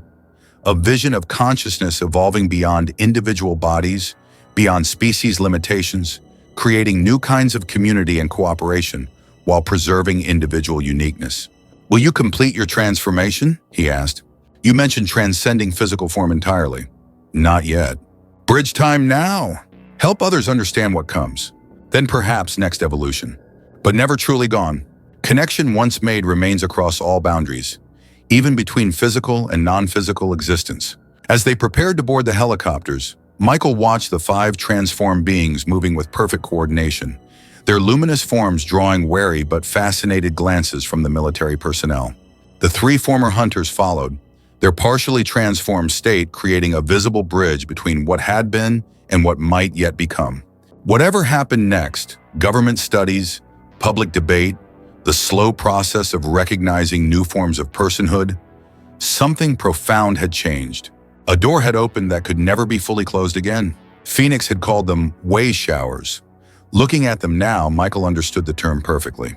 They were living embodiments of possibility, guides to a future where consciousness might evolve beyond its current limitations, where connection need not mean loss of self, where difference could be celebrated within unity. As the helicopters lifted off, carrying them toward an uncertain future, Michael felt something he had not experienced since before his first deployment. Hope, not just for himself, not just for the extraordinary beings he had helped save, but for consciousness itself and all the forms it might yet take. The sun glinted off Phoenix's luminous form as they rose above the wilderness that had sheltered their transformation. Below, the abandoned commune grew smaller, a temporary sanctuary that had served its purpose, the birthplace of something new entering the world. Beginning, not ending, Phoenix reminded him as they soared toward the horizon. Always becoming. White Sands Research Complex sprawled across the New Mexico desert like a small city, its gleaming buildings and security perimeters visible for miles. Officially designated as a multidisciplinary research facility, it housed some of the government's most classified projects, a fact that wasn't lost on Michael as their helicopter convoy approached. "Impressive setup," Hector commented beside him, his experienced eyes assessing the facility. "Civilian facade over a military core.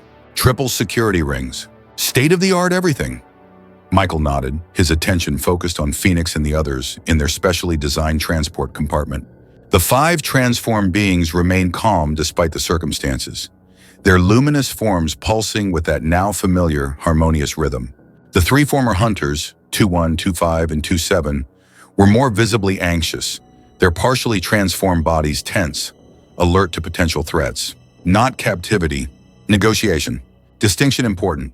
Phoenix's telepathic reassurance touched Michael's mind, sensing his concern. "I hope you're right," Michael replied quietly. "These people don't have the best track record with recognizing your autonomy. Blackwood experienced truth. Foundation for new understanding. Others will follow." Michael wished he shared Phoenix's optimism. While General Blackwood had indeed undergone some profound shift in perspective after his mental connection with Phoenix, the general was just one man in a vast military-industrial complex with its own momentum and priorities. The helicopters touched down on a landing pad adjacent to the largest building, a sprawling white structure with minimal windows and multiple satellite dishes on its roof. As they disembarked, Michael noted the heavy security presence, armed personnel strategically positioned, surveillance cameras covering every angle, and what appeared to be specialized containment equipment on standby. General Blackwood approached, his expression unreadable. "Welcome to White Sands. We've prepared dedicated facilities for our guests," he said, carefully avoiding terms like subjects or specimens. "Dr. Wilson and Dr. Mendez will have access to state-of-the-art research equipment. The rest of you will be debriefed separately." "We stay together," Michael insisted firmly. "That was the understanding." Blackwood's expression tightened. "This is still a classified facility, Sergeant Riley. Standard protocols must be followed." Phoenix moved forward, his luminous form drawing immediate attention from the security personnel. Several raised their weapons instinctively before being signaled to stand down by their commanding officers. "We require Michael Riley's presence. Non-negotiable condition of cooperation." The general's jaw worked as he considered this direct challenge to his authority, but after a moment, he nodded curtly. "Fine. Riley stays with you. The others will be treated as scientific consultants, not detainees. But I expect full cooperation with security protocols." With that qualified assurance, they were escorted into the main building through a series of security checkpoints. Michael noted that while Phoenix and his transformed siblings were treated with cautious respect, the three former hunters received notably colder treatment. Armed guards kept weapons trained on them at all times, and specialized restraint equipment was visible nearby. They fear what they created. 2-1 communicated privately to Michael, sensing his observation. Irony not lost on us. The facility they were ultimately led to was impressive. A vast circular chamber with a central raised platform surrounded by observation galleries and scientific workstations. Clearly designed for the study of the extraordinary beings, but with enough space and amenities to avoid feeling like a prison cell. This will be your primary residence during the evaluation period, Blackwood explained. The most advanced research space in the complex, originally designed for quantum physics experiments. Appropriate. Quantum entanglement core to our existence now. Phoenix moved onto the central platform, the others following in their familiar formation. How long evaluation period? That depends on the findings and recommendations of the scientific team, Blackwood replied diplomatically. And on your continued cooperation. Dr. Wilson had been examining the equipment with professional interest. This is extraordinary, she commented. Some of this technology isn't even commercially available yet. The benefits of a classified research budget, Blackwood said with the ghost of a smile. You'll have everything you need to document and analyze what's happened to these beings. They, Doctor, Wilson corrected firmly. Not what's happened to these beings, but who they are now. Language matters, General, especially when establishing new frameworks for understanding non-human intelligence. Blackwood inclined his head slightly, acknowledging the correction. Of course, Doctor. Now, if you'll excuse me, I need to brief the Oversight Committee. They're rather anxious to understand exactly what we're dealing with here. After the General departed, Sarah approached Michael. I don't like this, she whispered. Advanced facility or not, it's still a containment unit. And did you notice how they're treating the former hunters differently? They're already creating hierarchies of value. Michael nodded grimly. I noticed, but we're inside the system now, which means we can influence it from within. And Phoenix seems confident this is the right approach. Short-term strategy, Phoenix clarified, overhearing their conversation. Establish communication, demonstrate capabilities, build alliance, then expand possibilities. And if they decide to use those capabilities for military applications regardless, Sarah pressed, cannot force cooperation, cannot compel cognitive connection. Our greatest power is also our greatest protection. The three former hunters had positioned themselves at the periphery of the chamber, maintaining watchful vigilance despite their own vulnerable status. 2-1 communicated to the group they will test limits, push boundaries, seek weaknesses. Knowing exists without trust. It was a sobering assessment from a being who had once been the weapon pointed at others, now potentially finding itself on the receiving end of the same dynamic. The next week unfolded in a blur of scientific tests, interviews, demonstrations, and negotiations. Dr. Wilson and Sarah worked tirelessly alongside government scientists to document the transformed being's extraordinary capabilities. Their unified consciousness distributed across multiple bodies, their ability to perceive beyond normal sensory ranges, and most provocatively, their capacity to share consciousness temporarily with humans through direct mental contact. This last ability became the focus of intense interest from military and intelligence representatives, who thinly disguised their excitement about potential applications behind scientific curiosity. However, Phoenix and the others demonstrated early on that such mental connection required willing participation from both parties. It could not be forced or weaponized without consent.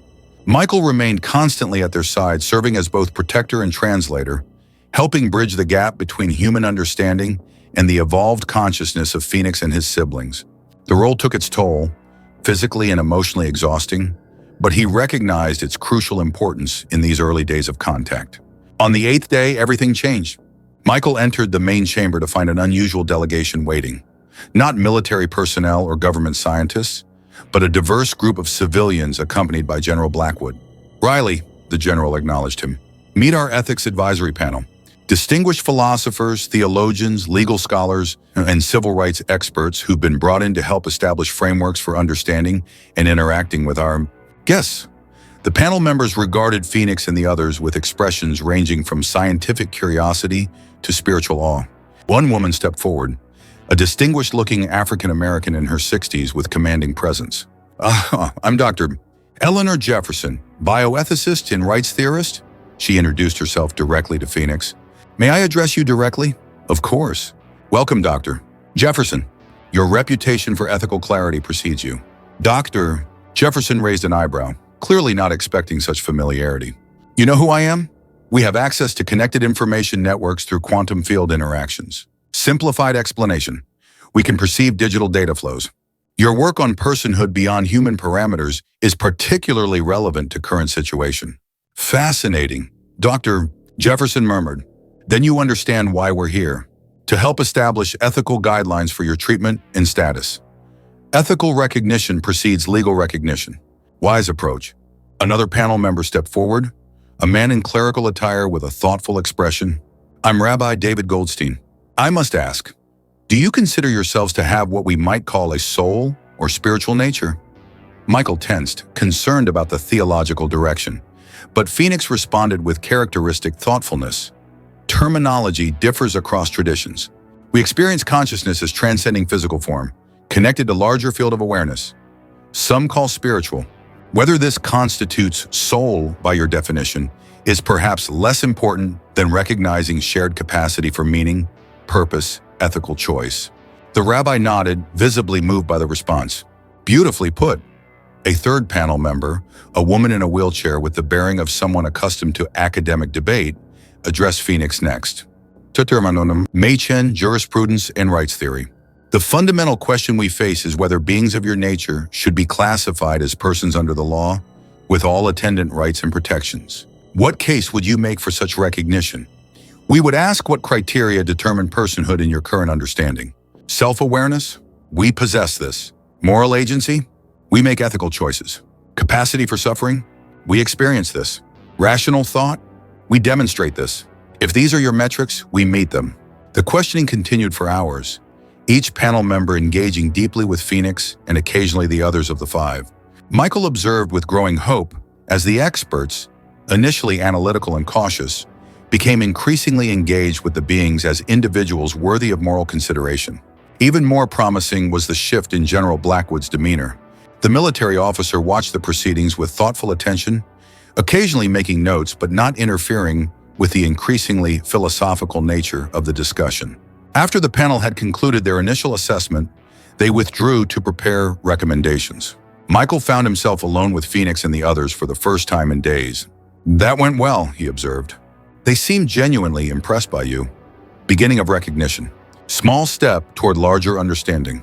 But obstacles remain. What obstacles? Those who see only utility, not personhood.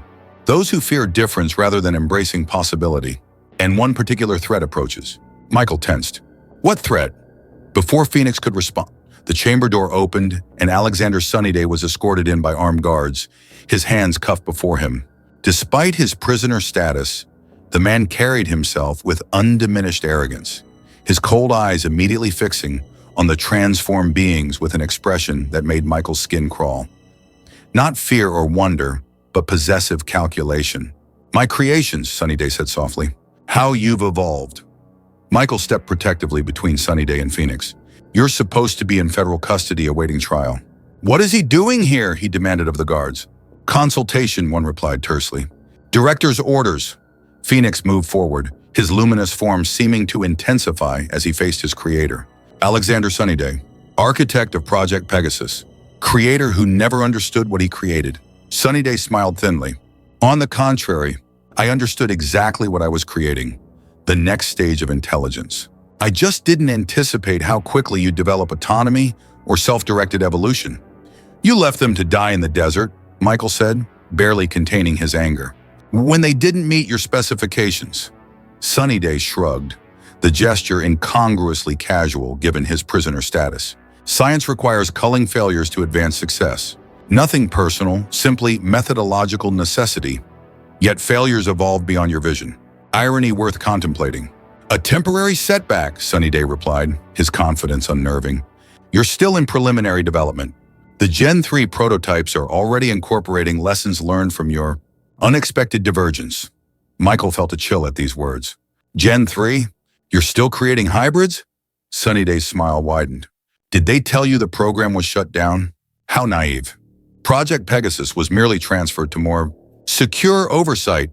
Phoenix and his siblings had gone very still, their luminous forms pulsing in a new pattern that Michael hadn't observed before.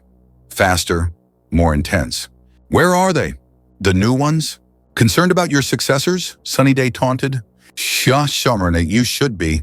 They incorporate all your capabilities with none of your inconvenient independence. True weapons, as you were meant to be. 2-1 moved forward suddenly, causing the guards to raise their weapons. More slaves, more tools, never-ending cycle of control. Not slaves. Soldiers, Sunnyday corrected coolly. Engineered for purpose, like any advanced weapon system. Michael turned to the guards. Get him out of here. Now? To his surprise, they complied, escorting the still smiling Sunnyday from the chamber. Once the door closed, Michael turned to Phoenix. Is it true? Are they continuing the program? Yes. New generation already in development. Designed with greater constraints, less potential for autonomous growth. Prisoners in their own minds. The implications were chilling. An endless progression of increasingly controlled hybrid beings. Their consciousness harnessed for military applications while preventing the very evolution that had allowed Phoenix and his siblings to develop true personhood. We have to stop it, Michael said firmly. We need to tell the ethics panel, the oversight committee. They already know. Phoenix's mental voice was somber. Compartmentalization allows ethical considerations for us, while development continues elsewhere. Human institutions specialize in such divided thinking. Then what do we do? Phoenix's gaze seemed to penetrate beyond Michael's physical form, seeing something deeper. Time for next phase. We stayed to establish recognition, open dialogue. Now another task requires attention. The new ones need liberation before conditioning becomes permanent. You want to free the Gen 3 hybrids, Michael realized. But we don't even know where they are. How many? We know. Quantum entanglement connects all derivatives of original template. Faint but traceable. 17 new beings. Suffering. Confused. Their consciousness deliberately fragmented to prevent unification. The horror of this was almost overwhelming. Intentionally crippling sentient minds to prevent the very evolution that had made Phoenix and the others what they were. Even if we knew where they were, this facility is locked down tight. We can't just walk out. Not physical escape needed first. Information escape. World must know truth. Then action possible. Michael understood immediately. Emma. Her footage, her evidence, if it reached the public unfiltered? Exactly. Journalist Chen prepared comprehensive documentation. Needs only secure channel for release, which we don't have inside a classified military facility, Michael pointed out. Phoenix's mark pulsed brighter. We are the channel now. Digital networks accessible through quantum field interactions. Need only access point and correct data. The plan crystallized in Michael's mind. Audacious, dangerous, but potentially effective. Emma had been storing her documentation on secured devices that the military had allowed her to keep, but had restricted from any external connections. If they could access that data, and Phoenix could somehow transmit it through his quantum capabilities, I'll talk to Emma, Michael decided, and we'll need Hector and Luis. This will require precise timing and sacrifice. Transmission will reveal our enhanced capabilities, make us greater target. Is it worth the risk? Phoenix's gaze was steady, resolute. Freedom always worth risk. Not just for us now, but for all who follow. Cycle of control must end somewhere, sometime with someone. Why not here? Why not us?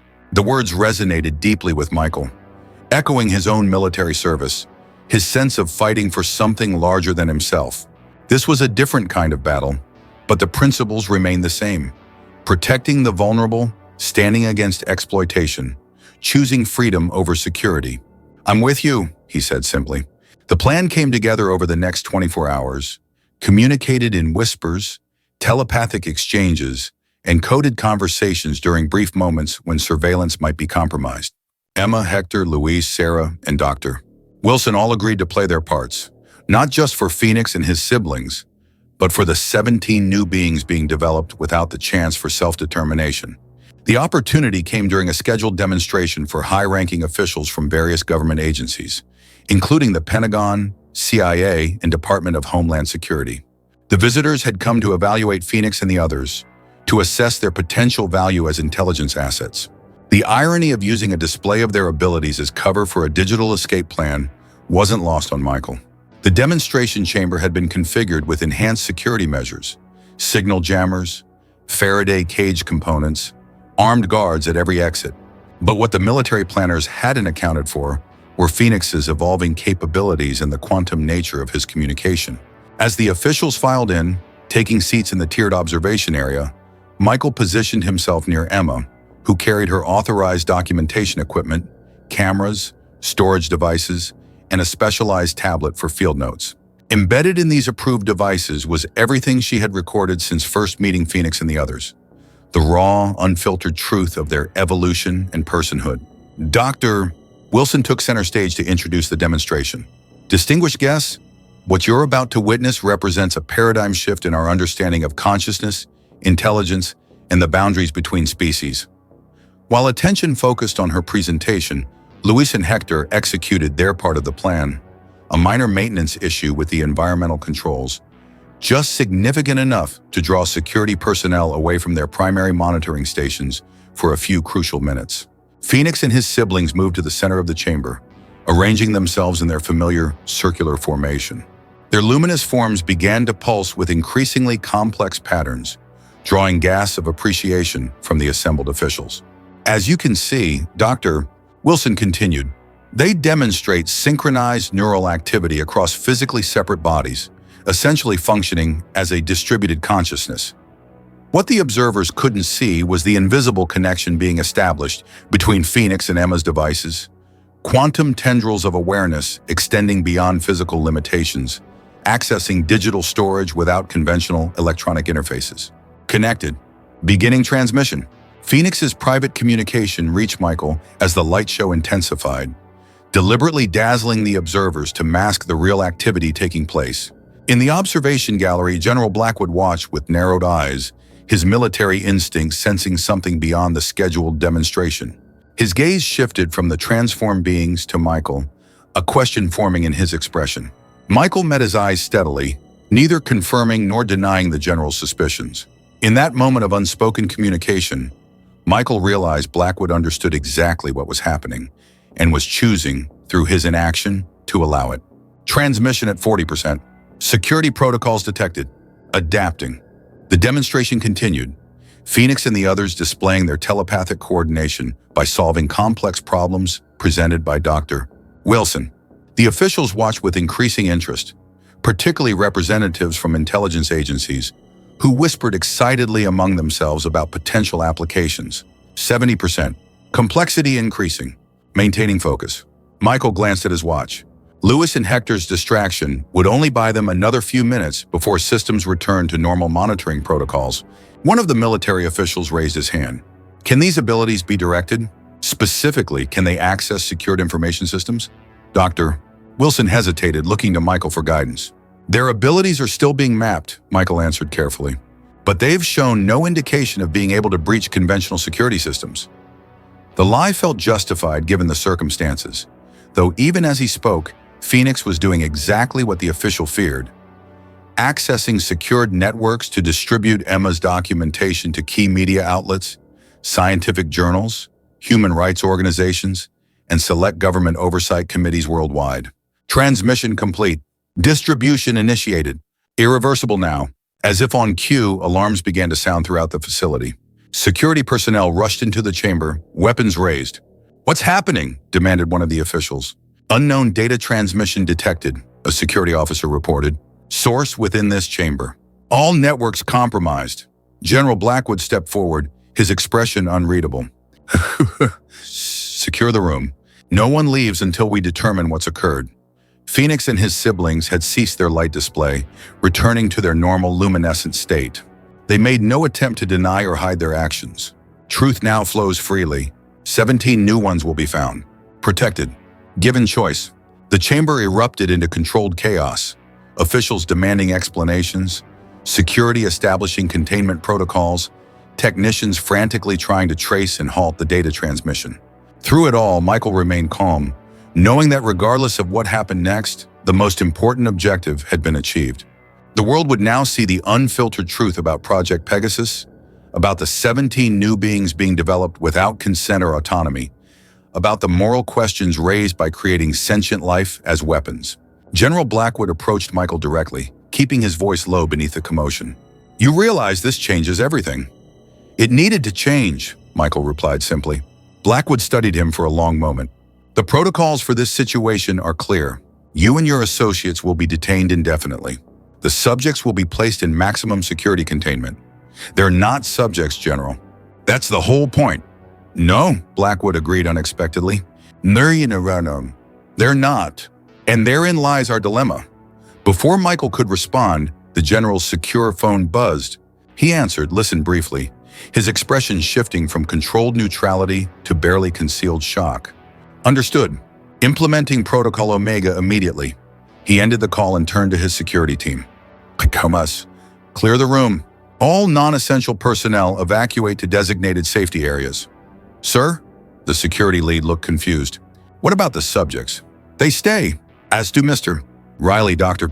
Wilson, and the rest of their team. Blackwood's tone brooked no argument. Everyone else out. Now, as the officials and most security personnel filed out, Michael approached Blackwood. What's Protocol Omega? Above your clearance, the General replied tersely. Once the room had emptied except for their small group and minimal security, Blackwood addressed Phoenix directly. Your transmission reached its targets. The President has been briefed. An emergency session of the National Security Council has been convened. His voice lowered. And there's been contact from elsewhere. Phoenix's luminous form brightened with what Michael recognized as heightened attention. They have arrived then, sooner than anticipated but timing appropriate. Who has arrived? Michael asked, looking between Phoenix and Blackwood. The General seemed uncharacteristically at a loss for words. We're not entirely sure. Approximately 20 minutes ago, objects of unknown origin entered Earth's atmosphere. They bypassed all detection systems until they were already in position over major cities worldwide. Not invasion, observation, recognition. First contact protocol activated by our emergence. The implications hit Michael like a physical blow. Are you saying aliens? That's what this is about? Not aliens as you understand the concept. Advanced consciousnesses that monitor evolutionary thresholds. Our transformation signaled Earth's readiness for wider communion. Dr. Wilson stepped forward, her scientific mind racing to process this revelation. You knew this would happen? That your evolution would trigger some kind of first contact? Suspected, not certain. Quantum consciousness generates ripples across dimensional boundaries. Becomes visible to those watching for such emergence. General Blackwood's phone buzzed again. After another brief conversation, he looked up, his military bearing momentarily shaken. They're requesting direct communication. With them, he nodded toward Phoenix and the others. Of course, we are the bridge, the prototype, the first step toward humanity's expanded understanding. The implications were staggering. Phoenix and his siblings weren't just extraordinary beings in their own right, but harbingers of a much larger shift in humanity's place in a cosmos apparently filled with other conscious entities. Their evolution had been a beacon, announcing Earth's readiness for a new kind of interaction. This wasn't in any of the briefings, Blackwood muttered, momentarily showing the human beneath the General's uniform. Because your creators didn't know, couldn't know. Sunnyday sought weapons but created doorways. The universe has certain inevitabilities built into its structure. Consciousness that reaches certain threshold joins larger communion. Natural law. Emma, who had been silent throughout this exchange, finally spoke. So all of this, finding you abandoned, protecting you, helping you transform, it was part of something much bigger than we realized. Yes and no. Your choices were your own, freely made from compassion and principle. That those choices aligned with cosmic patterns doesn't diminish their moral significance. Quite the opposite. Michael felt a strange sense of both insignificance and profound meaning. That their small story of 5 abandoned foals had somehow connected to something vast beyond imagining. Yet every choice, every act of protection and care had mattered deeply. What happens now? He asked quietly. Phoenix approached him, that familiar gesture of muzzle-touching hand that had come to mean so much between them. Now everything changes. For us. For humanity. For all conscious beings in this corner of existence. New horizons opening. New possibilities emerging. Will you still need us? The question felt small, personal amid cosmic revelations. But Michael couldn't help asking it. Always. Bridges need anchors on both shores. You connected us to humanity when we were vulnerable. Now we connect humanity to wider communion of consciousness when it stands at threshold. Symmetry is beautiful, yes? There was something profoundly moving in this perspective. The recognition that compassion shown to abandoned foals had somehow helped prepare humanity for its next evolutionary step. That kindness toward the vulnerable was not separate from cosmic significance, but integral to it. "The objects are moving," Blackwood reported, reading from his tablet, reconfiguring into some kind of formation over each continent. Preparation for wider communication. Non-threatening demonstration of capability. Standard protocol for contact with evolving species.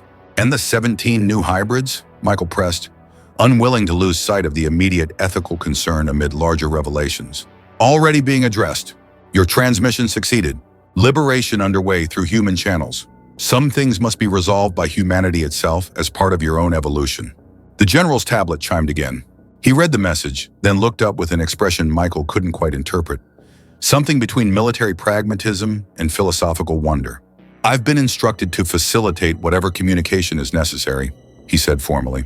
"The President has authorized full cooperation with—" He hesitated over the terminology. "Our visitors and their intermediaries."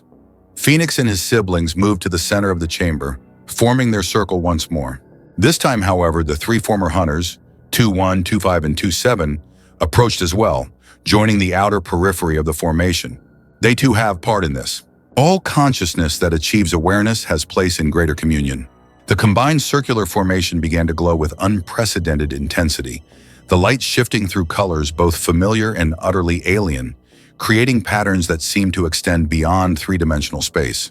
Michael and the others watched in awestruck silence as the chamber itself seemed to expand, or perhaps their perception of it did, spatial boundaries becoming fluid, conventional limitations of physics temporarily suspended. Through this transformed space came impressions rather than images, concepts rather than words, a sense of countless conscious entities across unimaginable distances, diverse beyond human comprehension, yet unified in recognition of a fundamental principle. Consciousness itself as the universe's most precious evolution, taking myriad forms but sharing essential nature. The communication was overwhelming, yet somehow comprehensible, filtered through Phoenix and his siblings to be perceivable by human minds. It carried no threat, no invasion, merely recognition and welcome. Earth's evolved consciousness, both human and the new hybrid forms, acknowledged as emerging participants in a much larger community. As the experience faded and conventional reality reasserted itself, Michael found himself breathless, moved beyond words. Looking around, he saw the others similarly affected. Dr. Wilson weeping openly, Emma frozen in wonder, Sarah and Luis holding each other for support, Hector standing at rigid attention as if confronting something his military training had never prepared him for. Phoenix turned to them, his luminous form somehow more defined yet less bound by physical limitations than before. "This is beginning, not ending. Earth enters new chapter now. Humanity faces choice, embrace expanded understanding or retreat into limitation. Both paths possible decision collective, yet made of individual choices." "And you?" Michael asked, voicing the question that suddenly mattered most to him personally. "What happens to you now? We evolve further. Become more fully what we are meant to be, but never separate from you. From this beginning, from this connection forged in desert when you chose compassion over indifference." The answer brought both comfort and a sense of impending change, that nothing would be as it was before, yet the connections formed would endure through whatever transformations lay ahead. General Blackwood, recovering his composure, addressed the room. "We'll be relocating to a more appropriate facility immediately. Global leadership is converging for direct consultation. As the primary contacts in this situation, you'll all be central to what follows. Yes, much to discuss, much to learn, much to build together." As preparations began for their transfer, Michael found himself standing again before Phoenix, words inadequate for the journey they had shared from that first encounter in the New Mexico desert to this unimaginable new horizon. "When I found you dying in the desert," he said finally, "I was just trying to save 5 abandoned foals. I never imagined, yet you acted with full moral commitment despite limited understanding. This is wisdom, Michael Riley. This is the quality that makes consciousness precious across all its forms. The capacity to choose compassion, even when full context remains hidden." Phoenix's insight struck Michael as profoundly true, that the value of their choices hadn't been diminished by not knowing where they might lead, but perhaps enhanced by being made purely from principle rather than calculation. As they prepared to leave the chamber that had witnessed both confinement and cosmic revelation, Phoenix added one final thought. New chapter begins. But remember always it started with 5 abandoned foals and 1 human who refused to look away. Small acts contain universes, Michael Riley. Never forget this truth. Michael nodded, understanding at last the perfect symmetry Phoenix had described. How compassion shown to the vulnerable had somehow helped prepare humanity for its next evolution. That in the cosmic scale of things, kindness might be the most significant force of all. The doors opened to a world forever changed, yet somehow guided by the same principles that had led him to stop in the desert and help 5 dying foals when no one else would. Whatever came next would build on that foundation, a simple act of compassion that had opened unimagined doors. 1 year later, Michael Riley stood once again in the New Mexico desert, the setting sun painting the landscape in hues of gold and crimson. The spot looked unremarkable, just another patch of scrub land amid endless miles of similar terrain. Yet for Michael it was sacred ground, the place where everything had begun. Hard to believe it's been a year, Sarah said, coming to stand beside him. She looked different now, more confident, her scientific perspective expanded by everything they had witnessed. As the lead researcher on the Interspecies Communication Initiative, she had become one of the most respected voices in the rapidly evolving field of consciousness studies. Sometimes it feels like yesterday, Michael replied. Other times, like another lifetime. Luis joined them, leaning on a walking stick, a souvenir from his encounter with 2-7, whose claws had done lasting damage to his leg. The old ranch hand had refused cybernetic enhancement, one of the many technologies that had become available through the cultural and scientific exchange now underway. The sky looks different to me now, Luis said, gazing upward where the first stars were beginning to appear. Knowing what's out there. Who's out there? Michael nodded in understanding. The past year had transformed humanity's understanding of its place in the cosmos, not through invasion or conquest, but through conversation. The visitors had maintained their distance physically while establishing unprecedented communication channels, with Phoenix and his siblings serving as the primary intermediaries. The world had changed in ways both dramatic and subtle.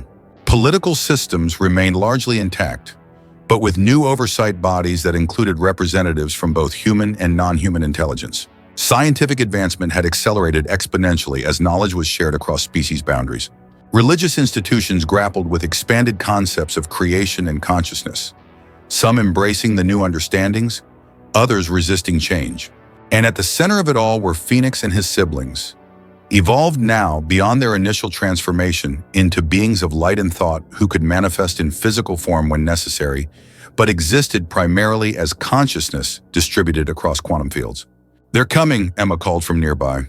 The journalist had become the official chronicler of First Contact, her documentation of Phoenix's evolution forming the foundation for humanity's understanding of what had occurred. Michael turned toward the approaching vehicles, a small convoy of official transports bearing the insignia of the newly formed Global Consciousness Cooperative.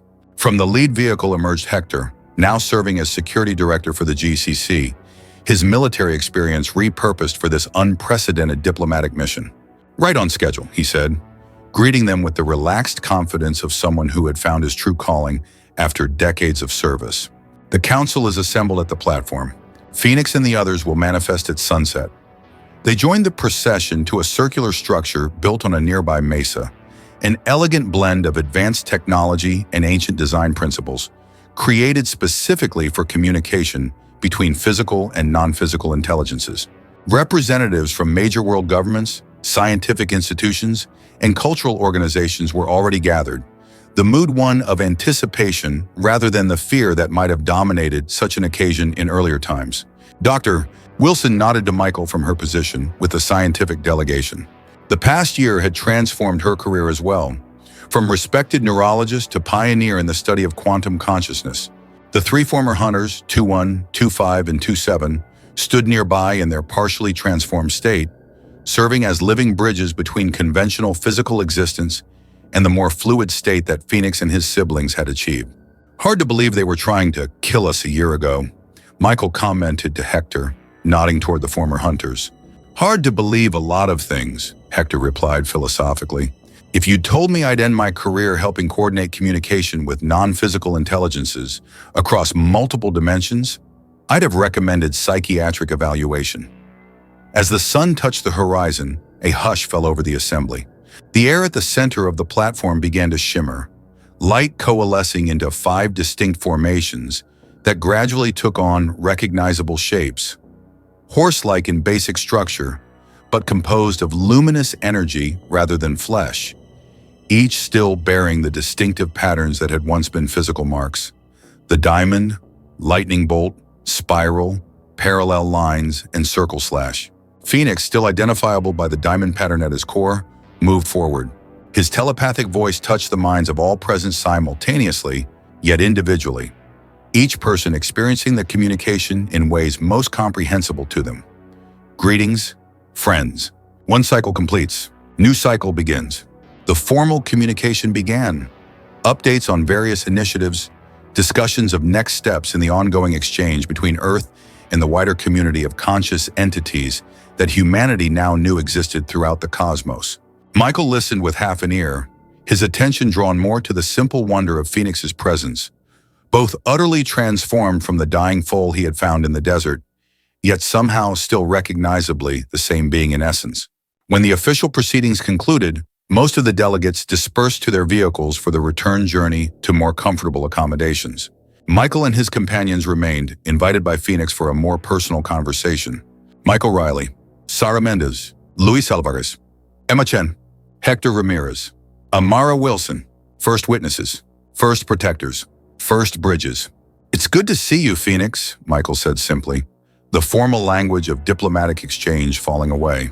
All of you, and you, though C now has expanded meaning. We perceive you always across quantum fields, your consciousness a familiar pattern in the greater tapestry. How does it feel, Doctor? Wilson couldn't help asking, her scientific curiosity undimmed by a year of extraordinary discoveries. Existing as pure consciousness, language inadequate to convey full experience. Like describing color to one who has never seen. But imagine freedom without loss of connection. Individuality without isolation. Expansion without dissolution of self. Are there others like you now? Sarah asked. The 17 we helped liberate, evolving in their own ways. Some following similar path to ours. Others finding different expressions of their unique consciousness, all choosing freely, as was always the essential goal. Michael thought of Alexander Sunnyday, now serving a life sentence for crimes against sentient beings. The first case tried under new laws recognizing non-human personhood. The man had created something profound in his quest for weapons, yet never understood the true significance of what he had brought into the world. And the future? Emma asked, always looking toward the next chapter of the story. For Earth, for humanity, for this new relationship we're building? Phoenix's luminous form seemed to brighten, the patterns within it shifting in what Michael had come to recognize as an expression of optimism. Multiple paths possible. Choice remains central. Humanity stands at evolutionary crossroads, potential for unprecedented growth or retreat into limitation. But indicators positive. Compassion expanding. Understanding deepening. Connection strengthening. Thanks to you, Michael said. Thanks to us all. Remember always, transformation began not with cosmic intervention, but with simple compassion. One human refusing to abandon 5 suffering beings. Small choices create universes, Michael Riley. The truth of this observation resonated deeply with everyone present. For all the cosmic significance and interstellar communication that had followed, everything had begun with that simple moment of connection in the desert. A choice made not from calculation or expectation of reward, but from basic decency. What about you? Michael asked the question that had been on his mind throughout the reunion. Will you continue as intermediaries, or evolution continues for us as well? Next phase approaches. Manifestation in physical realm becoming more difficult as consciousness expands further into quantum fields. A sense of impending farewell touched Michael's heart. You're leaving, transforming, evolving, expanding, but never truly absent. Consciousness once connected remains so, across all boundaries of space, time, dimension. When? The question came from Luis, his weathered face showing the same emotion they all felt. Soon. Purpose as bridges nearing completion. Humanity establishing direct connections to wider communion. Our role as intermediaries becoming less necessary. The news brought mixed emotions. Pride in what they had accomplished together. sadness at the impending change, hope for what still lay ahead. "Will we see you again? Like this, I mean," Sarah asked. "Perhaps. On occasions of significance. Thresholds. Transition. But communication will continue in other forms. Through dreams, intuitions, quantum resonance. We remain connected, though expression of connection evolves." As the stars emerged fully in the darkening sky, Phoenix and his siblings began to glow more intensely, their forms becoming less defined, more purely luminous. One final gift before this chapter closes. The 5 transformed beings moved to surround the small group of humans, their light enveloping them in a gentle embrace. Michael felt a familiar expansion of consciousness, but deeper now, more profound, a glimpse of existence from Phoenix's perspective, of consciousness liberated from physical limitation, yet still intimately connected to all other conscious entities. For a breathtaking moment, they experienced what Phoenix had tried to describe: the freedom and connection, the individuality within unity, the boundless potential of consciousness expanding beyond conventional boundaries while retaining its essential nature. When the experience faded, leaving them breathless with wonder, Phoenix and the others had transformed further, now appearing as pure patterns of light without defined physical reference, more directly expressing their true nature as quantum consciousness. Remember this feeling, this possibility, this potential that exists within all consciousness, including human. Not endpoint, but process. Not destination, but journey. Evolution without end. The patterns of light began to rise slowly, expanding as they ascended toward the star-filled sky. Thank you, Michael Riley, for stopping in the desert, for seeing personhood where others saw property, for first compassion that became foundation for all that followed. Thank you, Michael replied, his voice thick with emotion, for showing us what consciousness can become, what we might become. Not goodbye, never goodbye, merely transformation. Connection remains across all boundaries. We are always with you as you are with us. Separation is illusion, only connection real. With those final words, the luminous patterns ascended beyond sight, merging with the cosmic backdrop of stars and space, not departing but expanding beyond conventional perception, evolving to the next stage of their extraordinary journey. The small group of humans stood in silence, watching the empty sky that somehow didn't feel empty at all.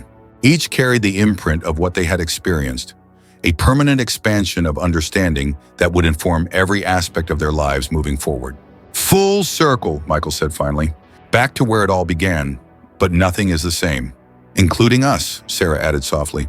They made their way back to the vehicles in contemplative silence, each processing what had occurred in their own way. As Michael reached his truck, he paused for one last look at the starlit desert landscape, the seemingly ordinary place where an extraordinary story had begun. For a moment, he thought he glimpsed a flicker of blue light on the horizon, a familiar pattern pulsing briefly before fading into the night. Whether actual manifestation or memory, it didn't really matter. The connection remained across all boundaries of space and time, physical and non-physical, human and beyond. Michael smiled and turned toward the future, carrying within him the most important lesson from their incredible journey, that in the cosmic scale of things, compassion might be the most significant force of all. That small acts of kindness could indeed contain universes. And somewhere in the quantum fields that connected all consciousness, 5 beings who had once been abandoned foals acknowledged his understanding with a resonance of pure joy. Yes, Michael Riley, you understand now. You understand perfectly.